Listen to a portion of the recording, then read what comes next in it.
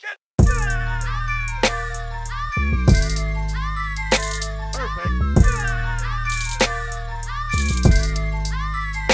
Perfect. Perfect. Perfect. Hey, what's up, guys? Welcome back to the Dope as Usual podcast. My name is Thomas, Dope as Yola. This is Marty O'Neill. What's up? And this is the Dope as Usual podcast. We're here to talk about life, problems, drugs, accomplishments, and everything in between. I'm trying to, and if you know me personally, you know how fucking hyped I am right now. Marty knows. Everybody knows. Guys, today's guest is legendary ass Steve-O. Thank you so much for being here. Thanks, Dude. man. Damn, that was scary. That sound was scary This as man, shit. his fucking DJ horn. Let's Oh, go. you don't hear it. He's putting fucking horns on. Yeah, Just imagine. Bam, bam, bam. all good, man. So I know we were talking before. I didn't want to say it. I've been watching Jackass since the 6th grade. I watched it the day it came out. How old are you now? 32. Yeah, I've been watching So it you got was like you got it right when it started. right when it started. I mean, before you can go out and do drugs with your friends, you sit at home and go, what's coming on at 8? Simpsons. So MTV's like new show. This dude jumped a river and broke his ankle. Go, this is the new shit we're watching then. Right. You know what I'm saying? Yeah, it's crazy, man. Like you think that you were 12 when it came out, and like that's just like the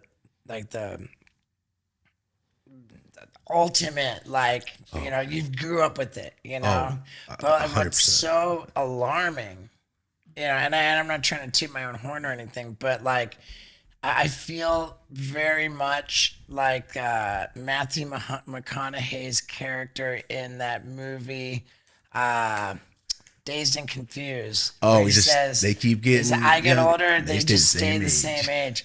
Because, dude, like it's uncomfortable the way that like there's like now in 2021 there's 12-year-olds that are like, no way, I can't even believe it. Like I don't even know what I attribute that to. I mean, I suppose I've been active. I've kind of evolved into like the YouTube space and everything Yes. like that.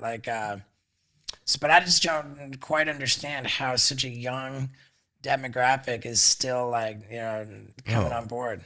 I know you are in Jackass, so you don't see it. You got to remember, you guys are still the coolest motherfuckers out, man. No matter what, you guys are the group that everybody wants to fucking hang out with for the rest of their lives, no matter what. Everybody Thanks, goes, man. forever, man. I know you're sitting here, but you guys already know. I'm fucking excited. I've been a fan. I've watched every single thing you guys have ever done.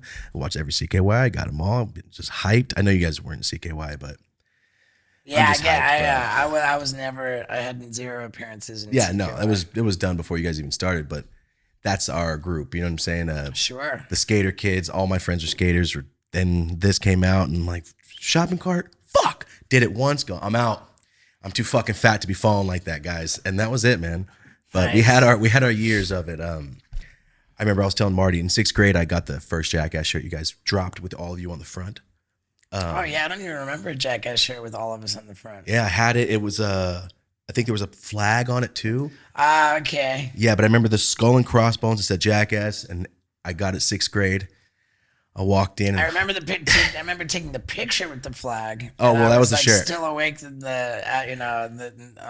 like day 2 or 3 of a cocaine bender, and it was like the last thing we did was shot that photo, and then we had to go like to the airport or something. Yeah, dude, I remember I watched the show, and you remember as a kid, you watch something, the next day you come back, and everybody's like, "Did you see what the fuck happened last night on TV?" Because there was no internet. It's pre-internet. There was internet, but videos were really not playing on the internet yet. No, like E-Bombs World and Rotten.com were like the only things you could see crazy shit.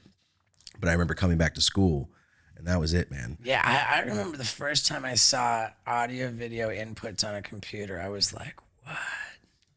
Like, damn, that, because for me, like growing up, like trying to come up and get attention meant like plugging 2 VCRs together, like recording on these VHS cassette tapes, and like play on one and record on the other. And I would do that that was my process of editing. Then once I had the edited tape, I'd put that in the original one, hit play and record, and I would just do that and duplicate these tapes. then physically walk with these cassette tapes to the post office and mail them like to like anybody who I thought would watch them. And like it's such a different world today to be able to upload some shit and Oh, yes, two buttons and you get a mass text, a mass post. And it's such a fascinating question to ponder. Like, had I been born 20 years later and like be coming up in like, you know, in what you came up in with you, would I have been able to pull it off, you know, like in a different landscape? And without sounding like a pompous douchebag, I genuinely believe that I'm such a tireless and just persistent attention whore that I would have pulled it off. Like no matter what time. I didn't think that's what you were gonna say. I thought you were gonna say my work ethic would have persevered. Same thing. Yeah. I mean, I'm just like I'm a tireless fucking attention whore, and that's by the way my title for like just if somebody's gonna ask me, it's like, well, you've written a book, you've been in movies, you do stand up comedy, like you. It's a good title for it. You know, like I've done so many different things in sort of the field of media or whatever, in the general world of media, that like it's it's a legitimate question. Like, do we call you a stuntman? Do we call you an actor? Do we call you a comedian? Like, do we call you an author? And I'm like, dude, straight up, that's all I am, is an attention whore. Like every like regardless of what I've done, I could say within probably like less than a percentile margin of error, 100% of the decisions I make are based on attention seeking, you know, like, or at least any major decisions. But that's your business though. It's different. Right. And now like, here's the crazier thing is that like, while I say that as, you know, somewhat self-deprecating, like I'm taking a jab at myself, be like, oh yeah, I'm an attention whore. Like, it's not a flattering title to give oneself. However, I really think that you could take a very, very like just big picture look at how the world operates and arrive at the conclusion that the attention of human beings is the single most valuable commodity known to man. Exactly. It truly is. I mean, if you look at like Super Bowl commercials and how much like it costs, like how much of the world's economy is driven by advertising revenue will tell you that attention is, you know, like You've been running up the views forever. Like right. So like that's my deal. I don't know what even got me on that fucking it's important to acknowledge that the value is what they paid the millions of dollars for sure. In the views, in that attention that you figured out how to do as a young boy, basically just doing crazy shit. Nobody's, even now, I feel like nobody's really been in your lane. No. Nobody's like, you see people pop up and go, not, oh, you're doing Steve-O shit, but not as cool. With a person, with a personality that's for everyone. Like it's, yeah. I think that's, you know, complimentary. I'm flattered and I'm grateful. But I think there's plenty of people, you know, particularly now, like here's something interesting, which is that it's true that when Jackass came out, still the video camera was not yet a household item. Yes. You know, I mean, sure, a lot of people had them, but I remember when I started making videos, and I was 15 years old in 1990 when I made my first video, and it was just like shitty skateboarding. But at that time, there were only enough home video cameras, like it just in the general like public's possession, to generate content for like one TV show, which was called America's Funniest Home Videos. And I think they still have that show to this day. of course.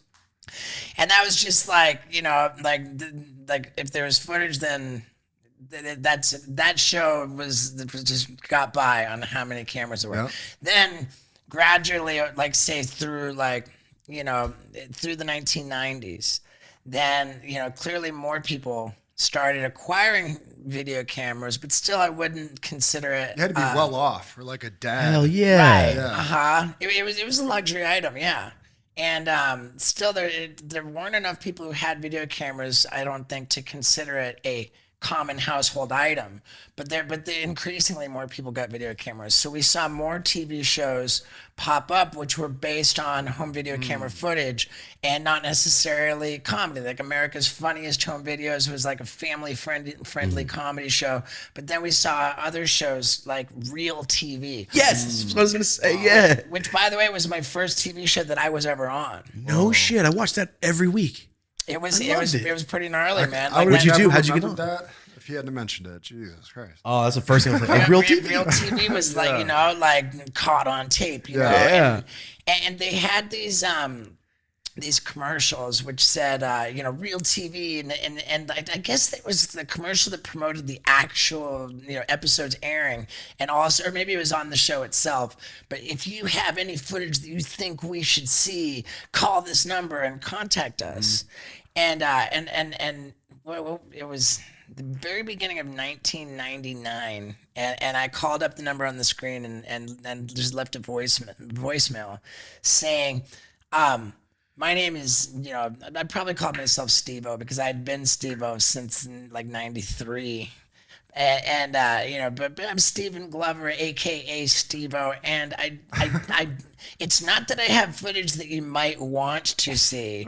Like, I actually have footage that you need badly. Nice. You're fucking hurting for it, you know, Picture like yourself, yeah. you're fucking hurting for it. And I put together a reel. I'm like the you know, best quality, because my shit was like just degraded from being taped from back and forth. And, I can't imagine. There's so many you know, so many generations of recording you know, downgrading. Yeah. But whatever I had that was like really like reasonably good quality of resolution and like, you know, quality of content, I put it all together on one videotape and I sent it to them. And sure enough, man, they called me back. And they said that they wanted, that they were very interested in acquiring the footage of me setting myself on fire on top of the roof of the 3-story apartment building, and then doing the simultaneous fire-breathing front flip off the roof of the building, where I landed in 5 feet of water, and I'm 6 feet tall. 5 feet of water.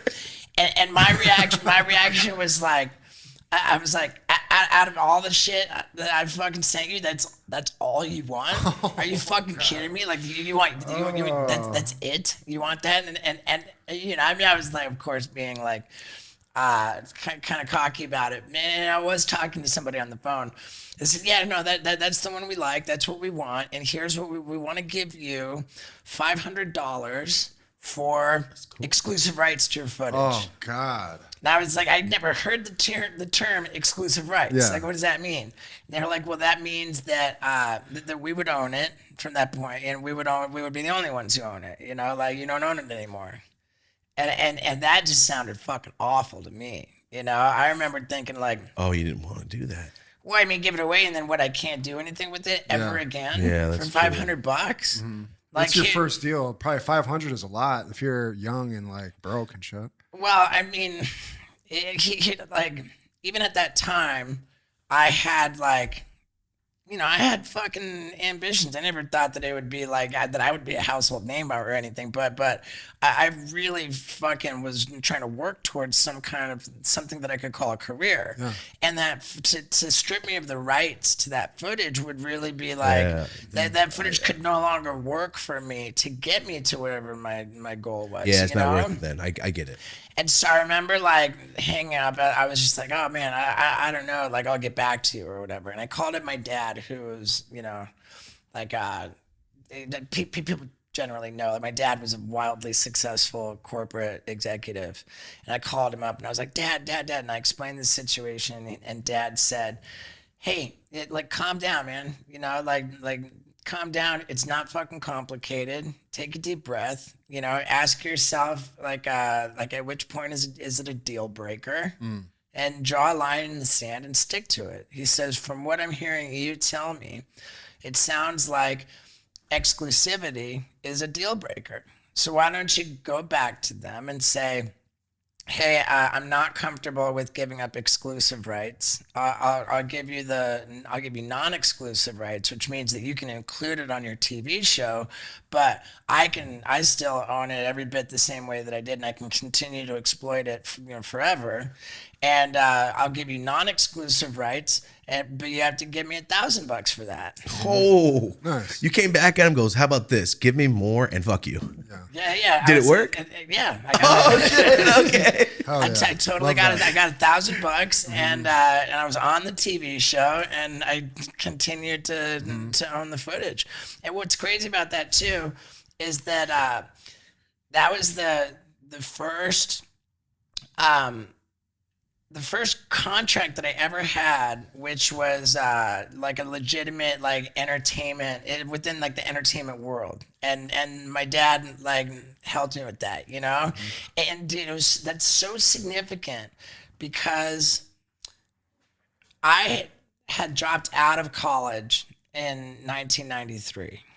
I told everybody I'm gonna they were like, what are you gonna do now? You just got kicked out of the dorms, for smashing out. I smashed out the window on the fucking 12th floor balcony and fucking climbed through over onto the roof, and then I'm climbing up a radio tower on the roof of a 12-story You're building. doing crazy, reckless shit without Oh my people God. filming you, just on your free time.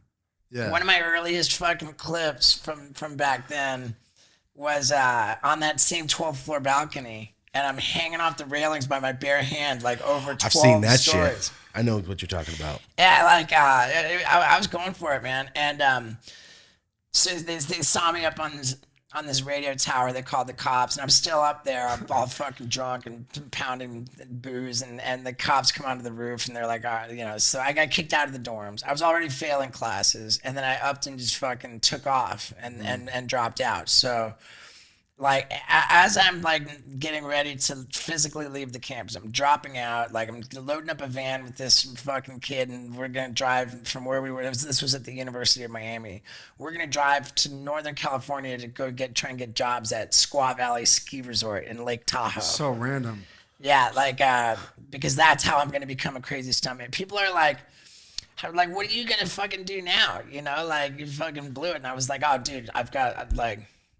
I'm gonna fucking become a crazy famous stuntman by videotaping myself doing fucking stunts with a home video camera, and that's it.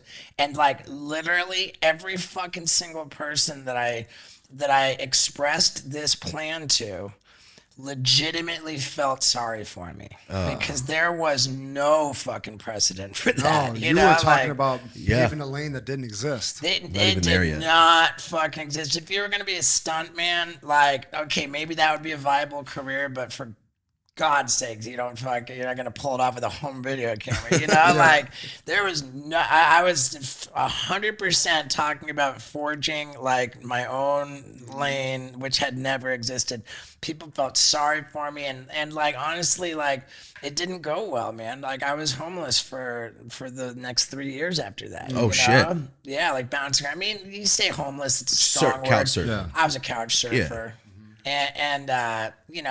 And whatever it was, like after 3 years of being homeless, then I found out about the clown college, the Ringling Brothers and Barnum and Bailey Clown College. And I remembered thinking, well, fuck, if I can get into clown college for Ringling Brothers and Barnum and Bailey Circus, then all of a sudden I'll be a bona fide trained circus professional. Take you serious. And people take me more seriously. So I'm the only asshole in history who ever went to clown college to be taken seriously. You're on some 8 Mile shit. I love it. Yeah. 8 Mile clown 8 Mile of fucking stuntman. And so the point of all this is that when my successful corporate executive businessman father, like, when I dropped out of college, I wasn't even in contact with him. He didn't know what the fuck was going on with me. And our relationship was like not really good because like I wasn't doing fucking anything that he was stoked on, and like, and then even when I went to clown college, my dad was not fucking backing that. When I was dropping out of college and saying I'm going to become a stuntman, the little contact that I had with my dad was that he went to the like local library and did like a bunch of research on like the like, you know, new advances in CGI technology, and he came back and said, hey, you're talking about being a stuntman, but like I'm doing all this research which indicates that the job of stuntman is going to be made completely obsolete because they're just creating these effects. So like you're going in, and I was like, oh, okay, yeah, Dad, well, whatever. Like what I'm going to do is find a like crew of fucking crazy dudes, and we're going to fucking cruise around, and we're going to do stunts. Elephant shit. Yeah, like, and I just wasn't here, you know. So the point is that my whole plan was something that really like dad did everything he could to try to talk me out of it. He did everything he could to like resist it, to just shit on it, you know, and like, and when I went to clown college, Dad wasn't backing that either. And you know, like, so from like 1993, I went to clown college in 97, and then it was in 1998.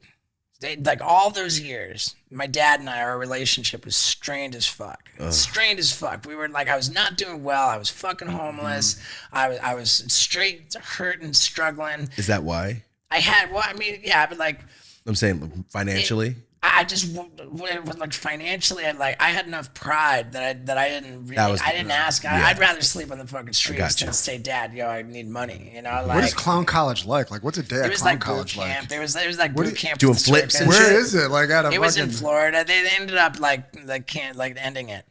But yeah, Dad wasn't backing it. Our relationship hadn't been that great. And then in 1998, Dad took it on himself. To like, he waited until we were in person, and he said, hey, like along the lines like, I want to acknowledge that like that my that I he says, I think that I have done a disservice to you by not supporting you in this career path that you're clearly like dedicated to. He says, and frankly, I chose a career path that my father like wasn't super thrilled about either. And my dad said the same thing to me. He said, you're not doing what I would have chosen for you to do, but since you're clearly committed to what you're doing, I just want to pledge my support to you and for you to be like as good as you can be at it. Were you successful at all? I had not made a fucking penny. That's what's such a great question, and it's so like just kind of gives me goosebumps to this day, because I think a lot of people who do achieve like great success in entertainment, like and then like they got a bunch of people jumping on the bandwagon, you know, and I it really comes down to the fact that I had a little bit of a couple photos in skateboard magazines that I had not been paid to you know, anything. Though. I didn't get paid shit for anything. Were you a legit skater? I was a legit skater, but I wasn't that great. And when I was featured in skateboard magazines, there was never a picture of me skateboarding. It was like, oh, this asshole lighting himself on fire, you know, like this guy jumping off this building, like. It's just tight though, man. Dude, I was stoked. Hell man. yeah. I was stoked, but yeah, I had nothing to fucking brag. I had not made any money. I had not achieved anything. And then Dad said, I pledged to support you. And then like, it was like after that conversation, and then like with the Real TV thing, and I'm like, Dad. Nice. Like it put wind in my sails. Yeah, motivation, man. Fuck yeah. And so before I got anywhere, like I got like Dad was backing me. Dad was supporting me, and like that very first deal that I ever got, Dad worked it out with me. Nice. And so like it's such a something I'm so profoundly grateful for. It's such a massive point for me to make that the wonderful relationship I have with my father today is not. It's not that I have a great relationship with my dad because I'm successful. Rather, I'm successful because I have a great relationship with my dad. And That's a good look, man. I like that. That's that really cool. distinction's fucking huge. Yes, I fucking love that actually. That's a fucking huge Yes. distinction, man. And yeah, dude, it's killer, man. Not a lot of performers can say that. Right. Experience that. Yeah, and it's so funny too because like my dad's like a human calculator, you know. He's just like straight like logic, you know, like and there's been so many things over the years that dad's just like it's not. He doesn't fucking get it. He doesn't Alligators? care about, like Alligators? yeah, like you know, and to an extent, like he'll be like a little worried, you know, like son, how can it be safe for you to swim with sharks when you've got meat strapped all over you? You know, I'm That's like a fear. legit The child's question. telling It's a good you, question. Yeah, I'm gonna for go your swim with son, sharks. I got a son. I'd be with like, bait on me. Yeah. And I was like, Dad, well, Manny was there.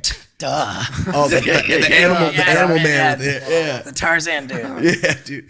I watched something. Your dad is a straight corporate man running Pepsi in Brazil. Yeah, he was the president of Pepsi Cola in all of Brazil when I was 6 months old. Wow. So that's another That's thing. why we lived in. I was born in England. Yes. We moved to Brazil when I was 6 months old, and I spoke my first words in Portuguese because I saw very little of my parents as a baby. They had live-in maids. Oh, so you grew And it up was the with money. live-in maids were the only people who spent any meaningful time with me, which is why one of my first words came out. I'd said spoken Portuguese because I was learning That's who to they were. speak Yeah. from the maids. So your parents are straight up like Richie Rich style, the movie. I mean, I guess like I'm saying in terms of they're not really there. yeah, I suppose, yeah. And even if they were there, like I mean, okay, so I learned to speak in Brazil, born in England, and mind you, my mom was born in Canada, and my dad was born in America. So my mom being Canadian makes me a Canadian. My dad being American makes me American. Nice. Me being born in England makes me British. So I have 3 valid passports. I'm triple. No shit. Yeah, I've triple. never heard of that. I didn't know that was that's how it worked. Yeah, it's called triple national. I'm legitimately a citizen of 3 different countries, and I have valid passports for each one of them. Awesome. The other thing is that I spoke my first words in Portuguese, and I went on to speak fluent Portuguese.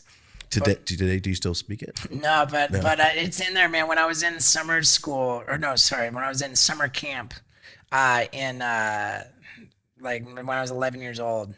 There was some kids from not Brazil, but they were from Portugal, and both countries speak Portuguese. And they were like, dude, fucking in your sleep last night, you're speaking fucking Portuguese. Oh shit! I spoke 3 languages fluently by the age of 3, What the fuck? and forgot 2 of them completely by the age of 5.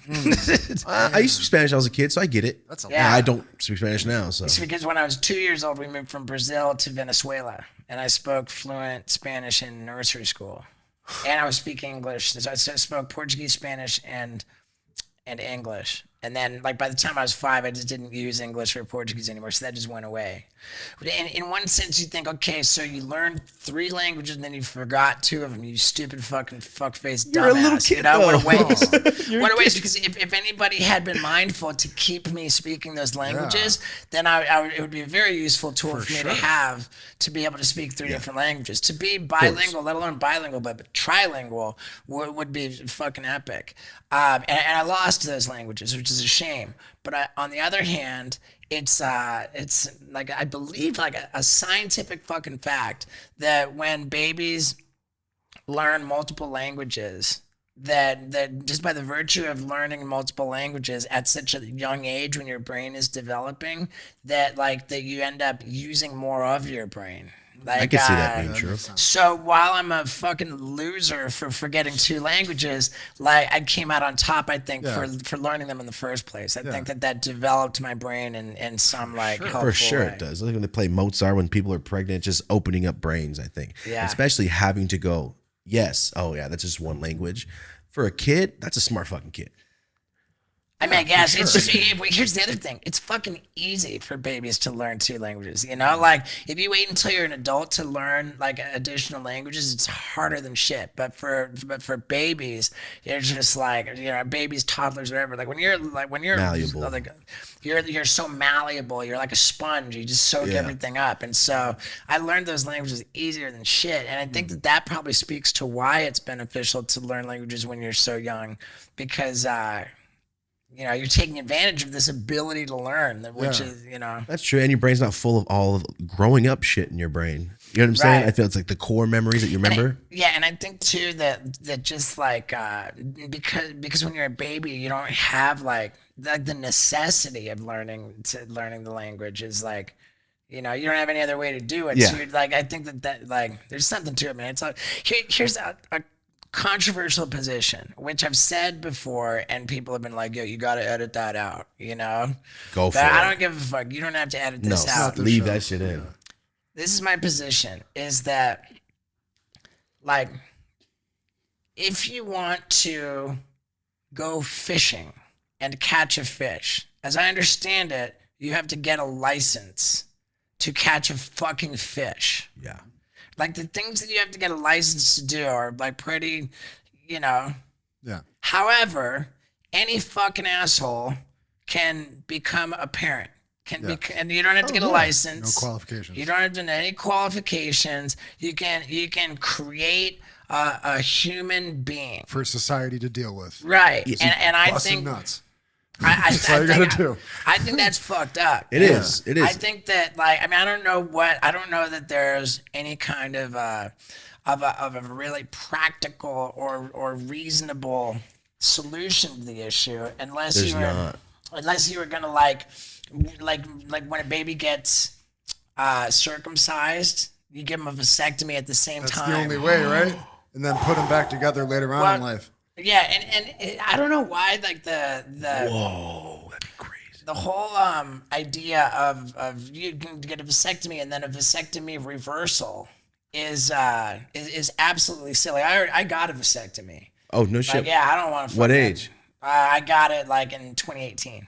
Oh, so you're set on kids not for me. Yeah, I found my girl and she, you know, we're engaged. We don't want to fucking have kids and so yeah, so I went ahead and did it. Now I learned a fair amount about like the vasectomy deal, and what a vasectomy does, you've got your balls where the sperm are like created, you know, generated, and there's a tube connected to each ball called Seminal vesicle, it's called right? a vas deferens. Vas deferens, and so the vas deferens delivers the sperm from your balls to your wiener, and then that's like where the blast comes out. I'm about to go through this. Pretty sure. Dude, I'm it's up epic. against this shit right now. It's epic. Just go. You ready? Have enough? Right. Do it. So Sure got enough. So the guy, I forget what my question was. It was like vasectomy reversal. And the doctor told me, said that's just silly because even though like all the vasectomy means is that they're cutting the vas deferens, which is that tube. They're disrupting the delivery of the sperm to the wiener so that it just can't come out. Yeah. And nothing that they're doing in cutting that tube, like, stops the sperm from being made in the balls. So while it's not like particularly painless, I gather, like what you can do if you decide to have children after getting vasectomy is have sperm extracted from the balls, which, as I understand it, would mean that they've got to literally stick a needle into your ball and then like extract sperm that way. And that doesn't sound very comfortable at all. But Sounds like some shit you would be doing on a video. right, for sure. Yo, don't say that shit out loud. It does, and I gotta believe that you could be put under for that procedure. You have to be. But what I'm getting to is that I think that the people, men and women, both parents, should have to get a fucking license to become parents. I really believe strongly in that. It's not even a bad idea. And I think that like that one of the like requirements to get that license should be, taking a legit college level course in developmental psychology. Which is like one of the few college courses that I didn't just make it through, but I got like an A. Yep, I took that Because too. I was fascinated by it. I was fascinated by it, and like I remember this from all the way back in the '90s. But in this psychology course, there was it talked about this fucking scientist, whatever, this psychologist, and this guy, his name was, I think he was a French guy, his name was Piaget, and he came up with Piaget's theories of developmental psychology. And what was so fucking fascinating about it was that his research indicated that the very first experiences that a human being has, like right out of the womb, like very first fucking experiences are the ones which have the most profound, lasting impact on that. So what happens to a fucking baby will determine for the rest of that fucking baby's life what type of a person that is. And he narrowed it down to like very specific things, like when the baby just comes home from the hospital. If the baby is when the baby's crying, it's going to happen. The baby's going to cry in its crib. And like how you handle the baby crying in the crib, it speaks volumes about how this baby's going to develop. Like for example, if the baby's crying and because the baby's just scared, it doesn't fucking know what's going on. It's crying. And like whatever happens right there this is its first view, the first thing it learns about the whole world. And I know that my dad even made a point, as a point of pride. He says, I'm not going to go in there and fucking reward him for crying. And then it's going to give him a message that if he fucking cries, he can fucking sit there and cry away, because I'm going to fucking teach you how far that's going to get you. Crying doesn't get you anything. That was my dad's, he didn't know. Yeah. But when you don't come to comfort the baby while it's crying in the crib, then the very first thing that the very first impression, the very first idea of the whole world is, I'm crying, I'm not okay, I'm scared, I'm sad, and the world fucking is not the world's not doesn't fucking care about me. I need fucking help, and this world I'm in, and then that it's like insecurity, there's like, fuck the world, fuck this world. This world doesn't fucking care about me. I don't fucking care about this world. They do studies there's on like that? deviance, I'm a deviant motherfucker probably because of that, And then there's another thing, and I was so fascinated by this when I took that college course. They said when it comes to potty training, there's no way around it. The baby's going to fucking shit in its diapers, it's completely natural, right? And a lot of parents take, and I think my dad too, take the position of we're gonna, it's like if the dog shits and you roll up the newspaper and fucking smack the dog, but you don't do it there, If potty training is something that you take a disciplinarian approach to it, no, that's wrong, you don't do that. Yeah. Then the baby gets this, what the baby takes from that is I didn't fucking do anything wrong. I can't help that I just fucking took a shit, and I've just been scolded. I've been punished for doing something that it was absolutely not in my control. I'm fucking not done. So the takeaway from there is even if I do the right thing, even if no matter what I'm wrong. I've been told that I'm wrong when I didn't do anything wrong. So the world's not fair. That is real though. I could totally see how you can ingrain that into a kid. No matter what I did, I'm fucking done. I'm dumb. And I'm wrong. The world's not fucking fair, And then it's It goes on and on. I can't remember them all, but it just all made so much fucking sense. And I just thought to myself, from way back then in the 1990s, I just thought, fuck, man, how can people be allowed to have kids and not know these things? You know, like not know, like this is fucking super important. Like my dad was deliberate about doing the exact fucking wrong thing, you know, like, and they're fucking up kids, man. Like, I don't want to have kids, but I think that's because I have like a real respect for what it means to have a kid, to create a human being. You know? How old was your dad when he had you? 30. Oh, so he was a fucking adult. Yeah. Yeah, most kids are out 15, 16, and that's. I don't know about most kids having teenage parents. Where I'm from, it's in America, it's the #1 spot for teenage pregnancy. Oh yeah, where's that? Merced by Fresno up north. Yeah, I did shows at the University of Merced. Get the fuck out of here! Are you serious? I double billed a show at the University of Merced with Rob Schneider. Oh, Get the fuck! I'm not there. When was this? How long? Oh damn, that was back in 2012. I want to say. I was there. How the fuck did I not 2013? know? Damn. Bro, the only fun thing in town besides drugs happens, and I didn't know about the shit. It was this good dude. College games have always been a good fucking deal. Like you show up and just wipe out their student council allotted entertainment funds. Yo, I was there for the groundbreaking of that. That was our field trip for the year in 6th grade. All right. We went across the town to watch a guy dig a hole. Fucking whack. Let me fucking promote some shit, dude. You know, here I'm telling all my stories, like, you know, dude, I've got a gnarly rad story in my book. I came out with a memoir. What's it called? It's called Professional Idiot. Fucking love it. Steve-O, Professional Idiot, a memoir. And it was a New York Times bestseller. It's got the average rating on Amazon 5 stars.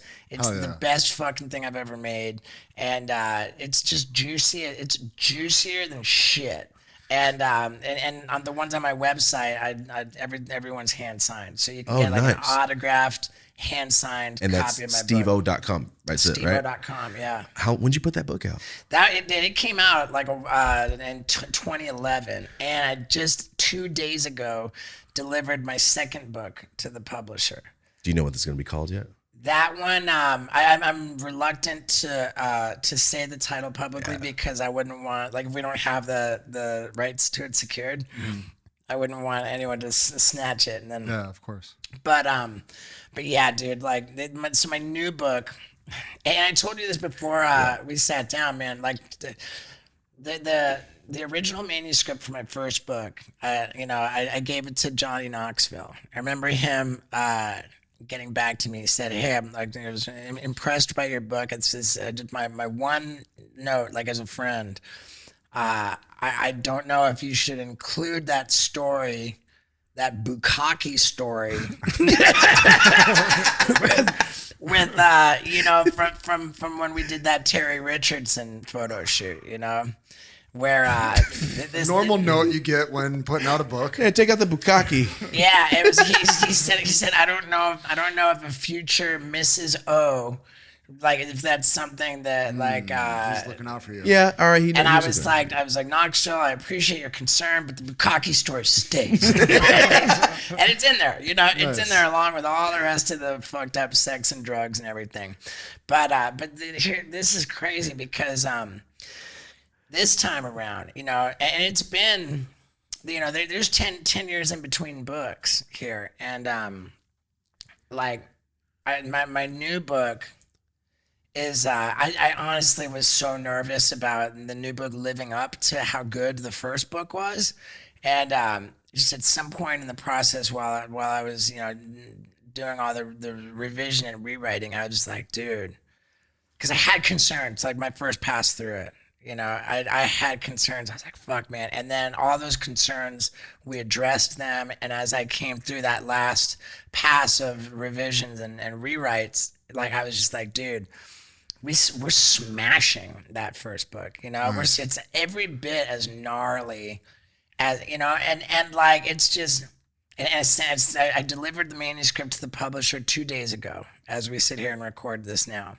And this time, like, I was super fucking nervous about sharing that original manuscript with Knoxville because I let it fucking rip, man, you know, and I was like, I have to share it with him because I think if he's gonna be like offended or like you know, just like really like have a problem with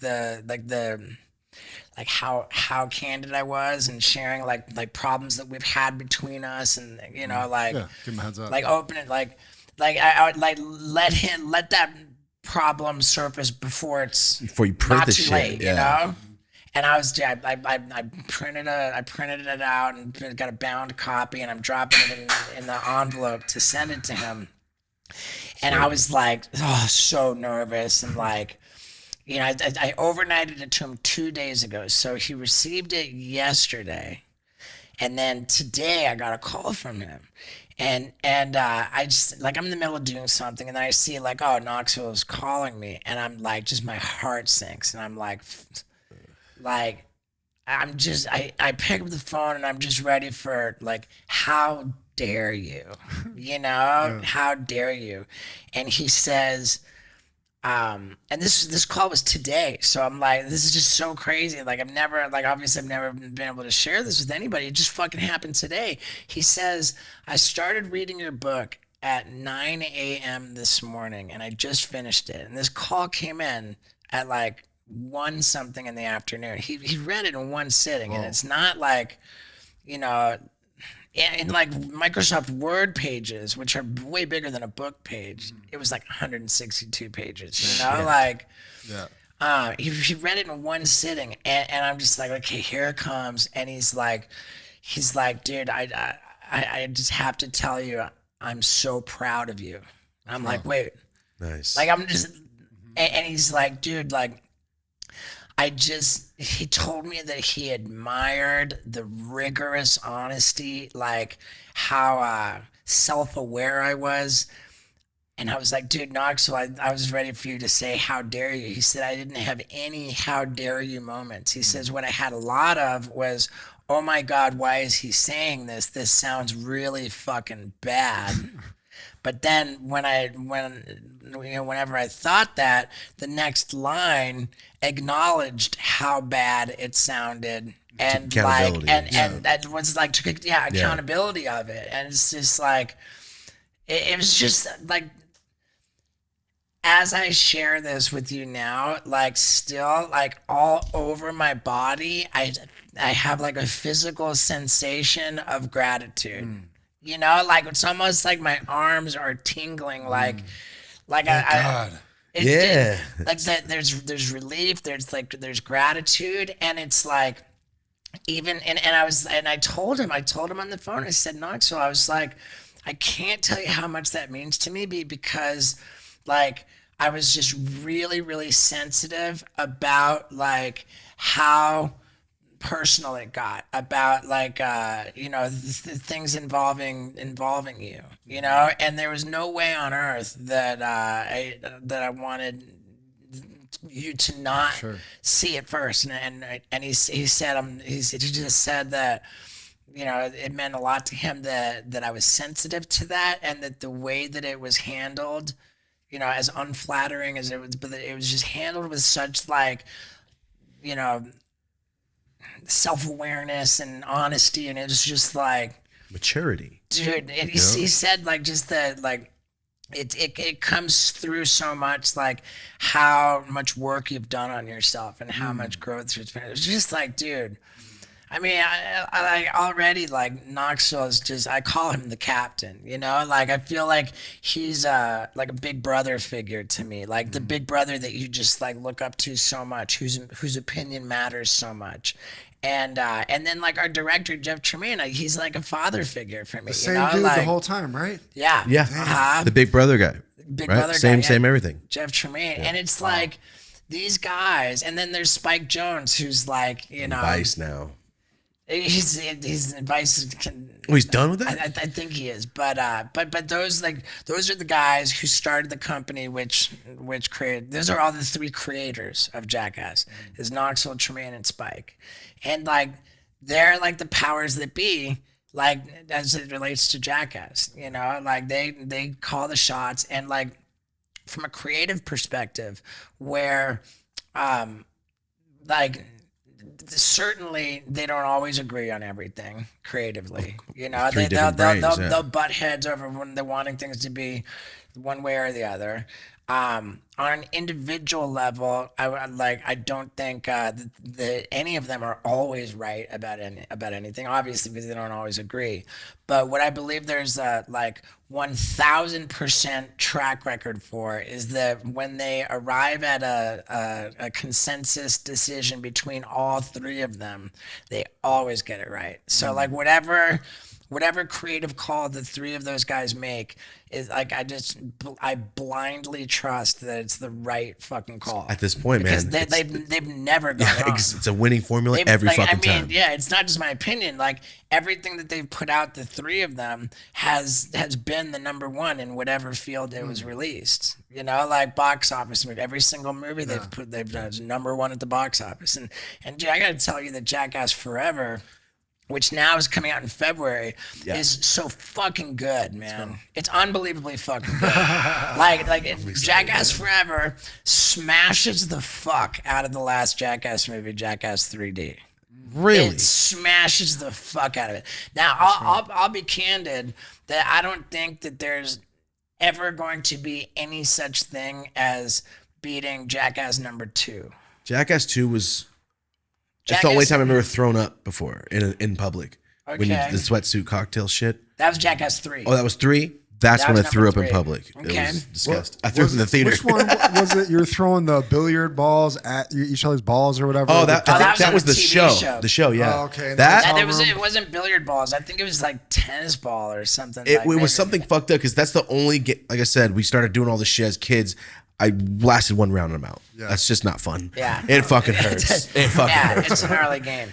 I don't think anything will ever beat number 2 because we were just so fucking gnarly reckless on that one, you know? Like we were all still super fucking like reckless, like with all the drugs, with the alcohol, with the fucking everything, dude, with the stunts, like the risks that were being taken were like fucking fucked up, and there was just like a guardian angel looking over us, man. You know, like on some serious level, I think that there's just been like a major, like like a network of guardian angels. Come you on, know? man.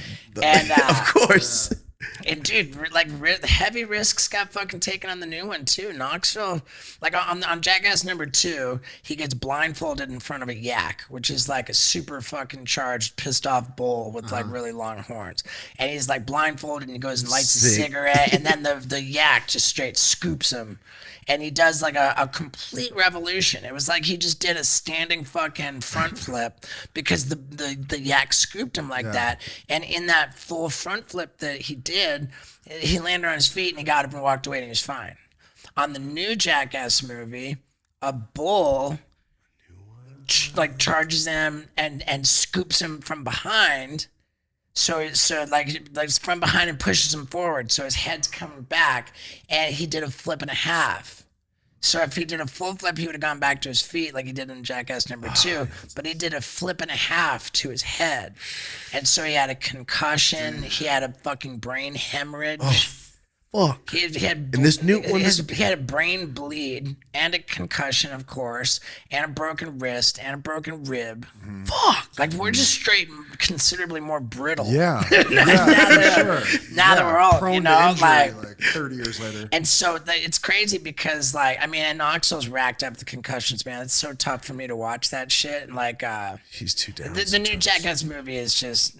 It's insanely fucking good, man. It's insanely good, and where Jackass number 2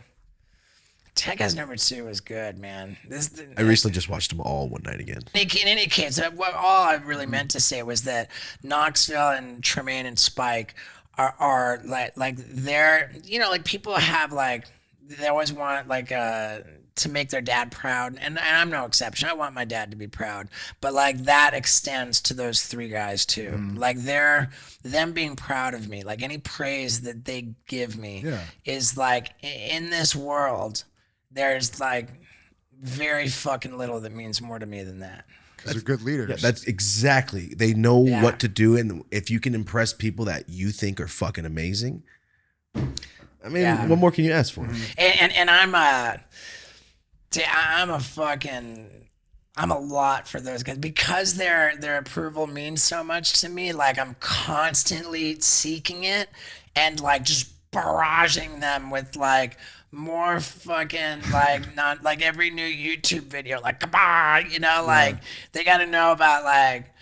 And to be fair, I have been really hustling, man. Like here's my new book, I just finished it, you know, like, oh, check it out, you know, my warehouse where I took on like we felt like we were like selling so much stuff, particularly through like the charity fundraisers we were doing, and just the volume of shit that we were shipping out through our third party fulfillment center.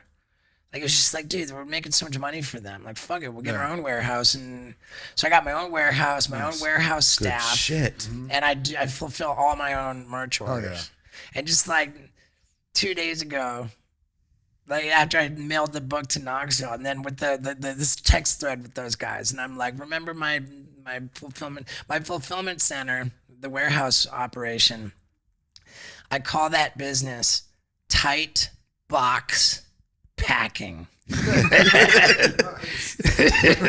And that day we smashed a fucking hole in the wall, so that we wouldn't have to walk outside the door all the way to the next, because we rented the next warehouse over too. That's So shit. I got- It's just Oh, like, you what we got going. like professionally had someone put a hole in No. Oh, you just smashed the hole. Okay. Yeah. Kick that shit. I got my I don't even know why I asked I got that. my business partner to try to handle it with the 1-inch punch. Bruce Lee shit. Remember that shit? Yeah, oh yeah. I'm not strong.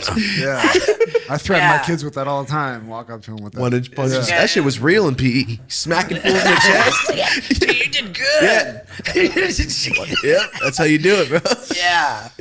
But so I mean, I definitely bug those guys a lot with all of good the though, various man. endeavors that I'm on, and you know, every like little new piece of merch that I develop, and like I barrage them with you know, like people are like what do you call it, fishing for a compliment. Yeah, You yeah. know? I'm just straight fishing for praise. Like Yeah, just, yeah. you But it's all know, positive, man. That's the best thing and I ever. think they're proud of me. I think that, like, when they get all my texts, I think that they're like, okay, you Yeah. fucking All right, douche. motherfucker, but good 'Cause- shit. All right, way to go, you fucking douche. They you help know? put you on though, so to them it's like you're running with it. Yeah. You're still running with.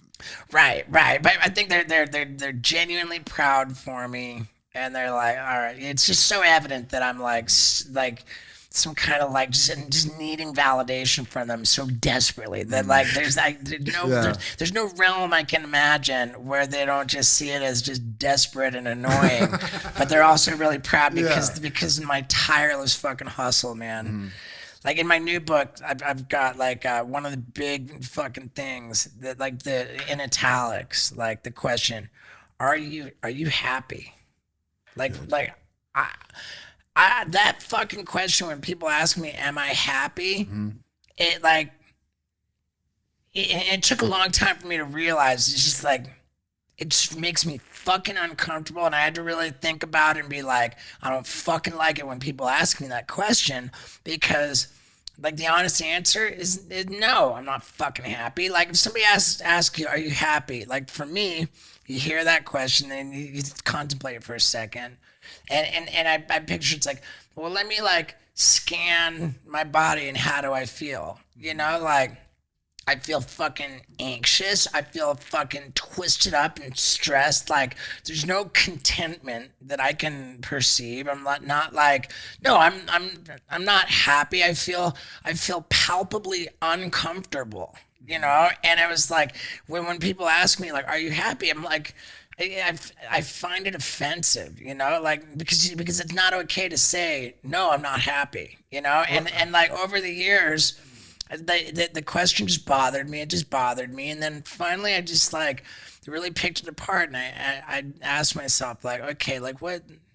I'm not happy. Like what's going on here? And I just think to myself, okay, like the reality of my experience in life is that like And I think that maybe it's got something to do with with it being an alcoholic and and like an addiction, because alcoholism and addiction have nothing to fucking do with drugs and alcohol. The drugs and alcohol are a symptom of the underlying addiction, bro. Like the underlying condition is one of just general discomfort and disease. Like we're restless, irritable, and discontent. Yeah. That's baseline. like the baseline. My default setting, like as a default, my feeling is that like everything is not gonna be fucking okay. Everything's not gonna be okay. Like whatever I have, I'm gonna fucking lose it all. Like I'm gonna fucking lose it all. Like whatever the worst fucking thing is can happen, that's what's gonna happen. And that's my default setting. My core belief in any given moment is that everything is not gonna be okay. And like while that's a super sad and tragic reality to contemplate, like the fact of it is that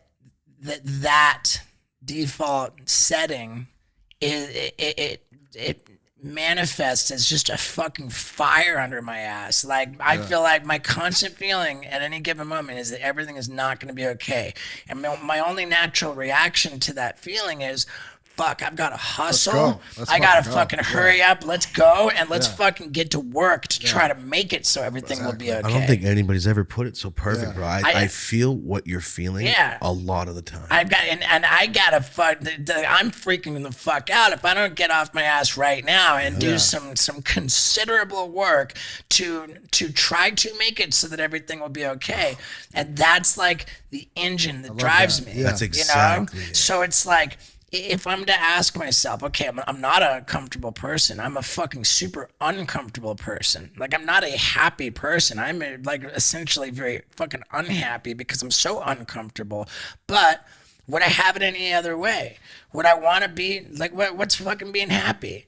What is that? Like, okay, so if I'm happy, then that means, like, I'm content. Drive. I'm content. I'm satisfied. I'm fulfilled. I'm fucking lazy. You're done. I don't want to be fucking happy. Like if I had a choice between being happy, or being the way I am, I'd choose the hustle. 100%. I'd choose the hustle, man. I would like to be more stoked, but also I would like you, bro. You said it so fucking perfectly. Well, thanks, man. I'm always smiling. I'm always smiling. You know how fucking stressed out I am all the time? Sure. It's nonstop because I got to give her, my fucking family doesn't own their houses. I got to get them a fucking house. I got to buy this building. I got to do this. We do all our, you know what I mean? It's the drive. Like you said, it's the fire. It's the hustle. It is. It's like, who else is going to do it? They're going to do it better than I am if I'm not fucking here. And invariably, I think I could say that this is a pretty universal truth, that anybody who has achieved like great success, like anybody who really worked to achieve things and was successful in achieving those things, that I think universally all of those people will say that they were happier before they accomplished anything, before they acquired anything, before they like anybody who has earned a great deal of money, I think will say that they were happier before they earned any money. They were happier when they were dead broke. Because you still had something to look forward to and a goal. Right. And this was, I know that I was certainly happier, like I had, I don't know, I had an ability to live in the present that I've since lost. And I think I've lost that to whatever measure of success I've been able to achieve. And this was distilled into a saying that I heard, which is that a guy who has fucking nothing at all, a completely poor man who has nothing, doesn't need to worry about anything except for his next meal.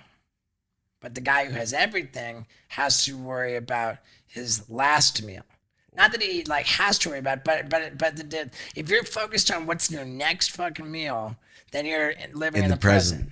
Yeah. And once you have like achieved some kind of success, you've put together some savings, you've got like stuff, you've had success, your next meal's covered. And so you become fucking bent out of shape over like your last meal. And that's such a much scarier thing to spend your time contemplating. To, you know, 100%. We had Chong on here, Tommy Chong, and he said, I've talked to him a few years ago, and there's one thing he said to me that makes me like, okay, you know, when you're just fucking stressed, like, can I just shut the lights off and just nobody's fucking talk to me right now? He's like, the only way you can be truly happy is living in the present, because the past might be the past you're looking back is like, I wish we were still in those times. The past is full of regret and the future's full of fear. Or if the past was so fucking awesome and now you're like, you know what, I achieved everything I do. It's all downhill from here, yeah. It's fucking, it's like the it's the Olympic peak. medalist. Yeah, what next? Michael Phelps, you won another one? Good fucking job. What's up, guys? Special shout out to one of our sponsors. This is Blue Man. You've seen them on our show many times before. You guys always ask, damn fool, your hair is always on point, and that's because I try to take care of it, man. I have to be on camera. This is a big part of it. A lot of you guys leave in the comments, who's your barber? How do you do your hair? I get that all the time. Believe it or not, I used to cut my own hair until recently, and Rosie would help me just because we're in a pandemic and we couldn't go anywhere. But now I have a barber. I actually use stuff that makes my hair healthy. And guys, we haven't done an ad read for Blue Man in a couple months. I still use this every single day. Marty knows, every single show. I have it in the bathroom. This is what I use every time. So real quick, before we even get into it, go to blueman.com. That's BLUMAAN.com. That is their website. Check out everything they got there. So this has vitamins and minerals to keep your hair strong. And I actually have, from experience right here, honestly, I've noticed a difference. I noticed my hair is thicker. I noticed my hair stays better with this. Actually, it's the green one, but I noticed my hair does stay better. Not everybody's hair is the same. I'm let you know that right now. Not everybody's hair is going to part like this, all right? But not everybody can grow an afro. You see what I'm saying? So if you're like me and you don't know how to take care of your hair and you don't want to be trial and error like me, take the hair quiz. And the link for the hair quiz is going to be in the description and linked in the comments. So answer these few questions. It's going to ask you what type of hair, what is your problems with it, what do you not like the most. If this is just questions that a hairstylist would ask you so they know what to do for you best. So basically, as soon as you're done, it's super easy, guys. It's like 30-second hair quiz. You answer a couple questions, then it asks you for your email. Once you ask for your email and you give it to them, they send you a 20% off discount. Pretty easy. You get help and 20% off, or you can just, not take care of your hair. But for those of you that actually care and you want to do something about it and you want to make sure you upkeep the way you look, like I said, go to blueman.com, www.blueman, BLUMAAN.com, or click the link in the description, the link in the pinned comments on the YouTube channel. That's going to take you right to the hair quiz. Like I said, it takes you 30 seconds. You give them your email, 20% off. As always, guys, thank you so much for watching the ad reads. Back to the episode.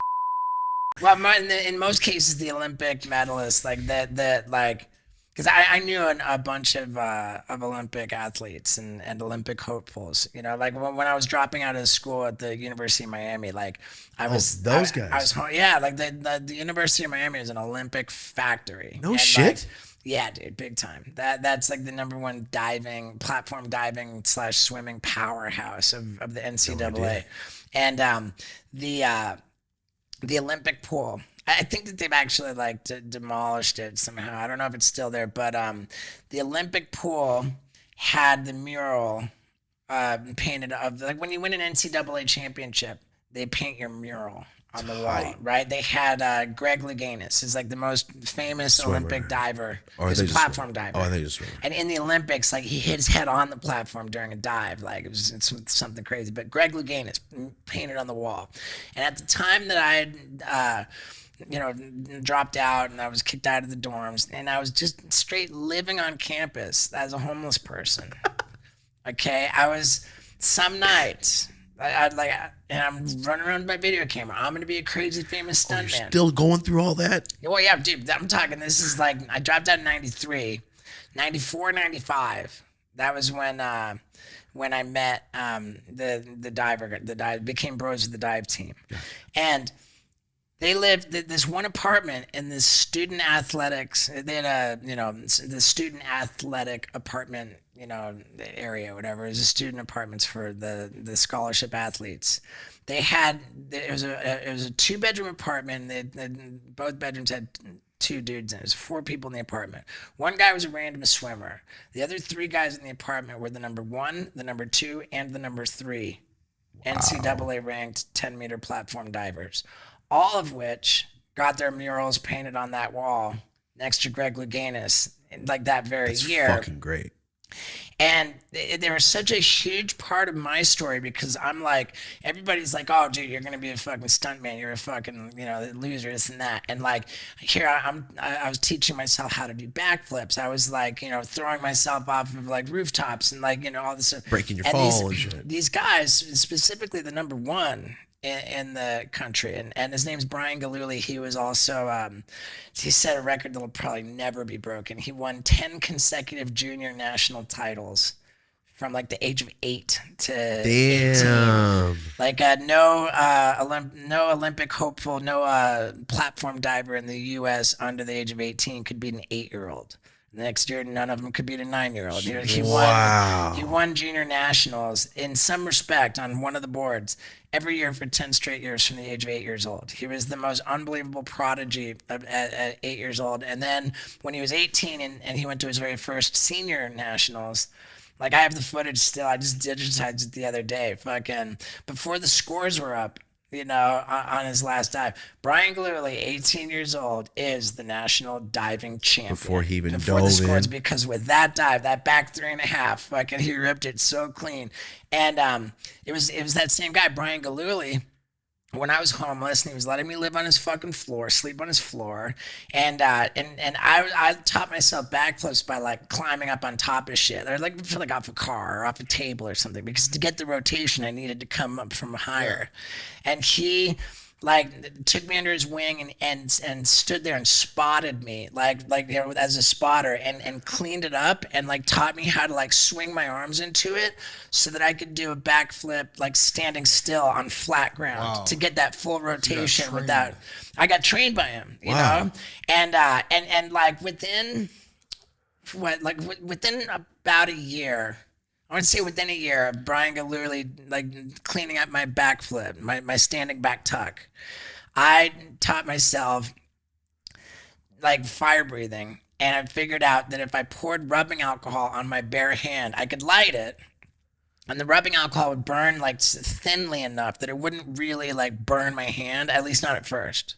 So I would have time, so I could fill my mouth with it, pour it on my hand, then light my hand on fire, and it wouldn't burn my hand so bad, and it wouldn't go out so easy. My whole hand's on fire, and so I could swing my arms into a standing backflip with my hand on fire, and use, as I tuck upside down in the air, use my flaming hand as a fire breathing torch, so that I'm simultaneously blowing a fire. It was a simultaneous fire breathing backflip. And I'm guaranteed the first person in the history of humankind to do a simultaneous fire breathing backflip. And I know a few people have done it, since seeing me do Real it. TV can eat a dick for that 500 bucks. Bro, right? I love that. It was the same trick on the roof of the 3-story building. I pour the alcohol, and then I use my hand as a torch and front flip fireball off the roof. So I'm going to get in your brain real quick. You're like, yeah, I can do a backflip. I can light it on fire. What if I did it all the fucking same time? And that was your party trick. Damn. For sure. Well, I mean, here's the thing. The first time that I ever It's crazy. got on stage, like legitimately in front of hundreds of people, it was 700 people. It was in Florida at the Stewart Opera House. And what had happened was, this was in 1996. And it was I was homeless. I was like living out of my car. I was couch surfing.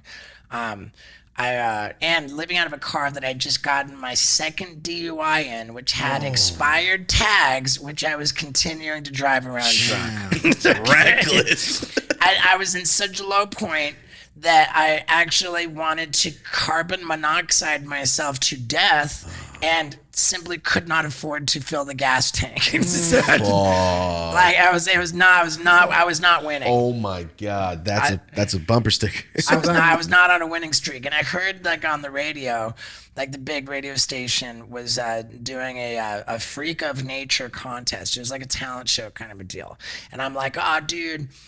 I'm a fucking badass stuntman. I'm fucking Steve-O, but part of me thought like, you know, the harder I'm trying and the crazier footage I'm getting, like maybe I'm gonna be like somebody, you know. And if I'm gonna become somebody, do I really want my name to be Steve O? Like it's kind of goofy. It's kind of like, is anyone gonna take me seriously? Am I fucking myself by calling myself that, or should I call myself by my real name, Steve Glover? Oh my God. And I was like having that fucking little debate in my head, and then I called the radio station. I said, what's your talent? What's your act? I said, I'm Steve-O, the alcoholic gymnast. And what I'm gonna do, I'm gonna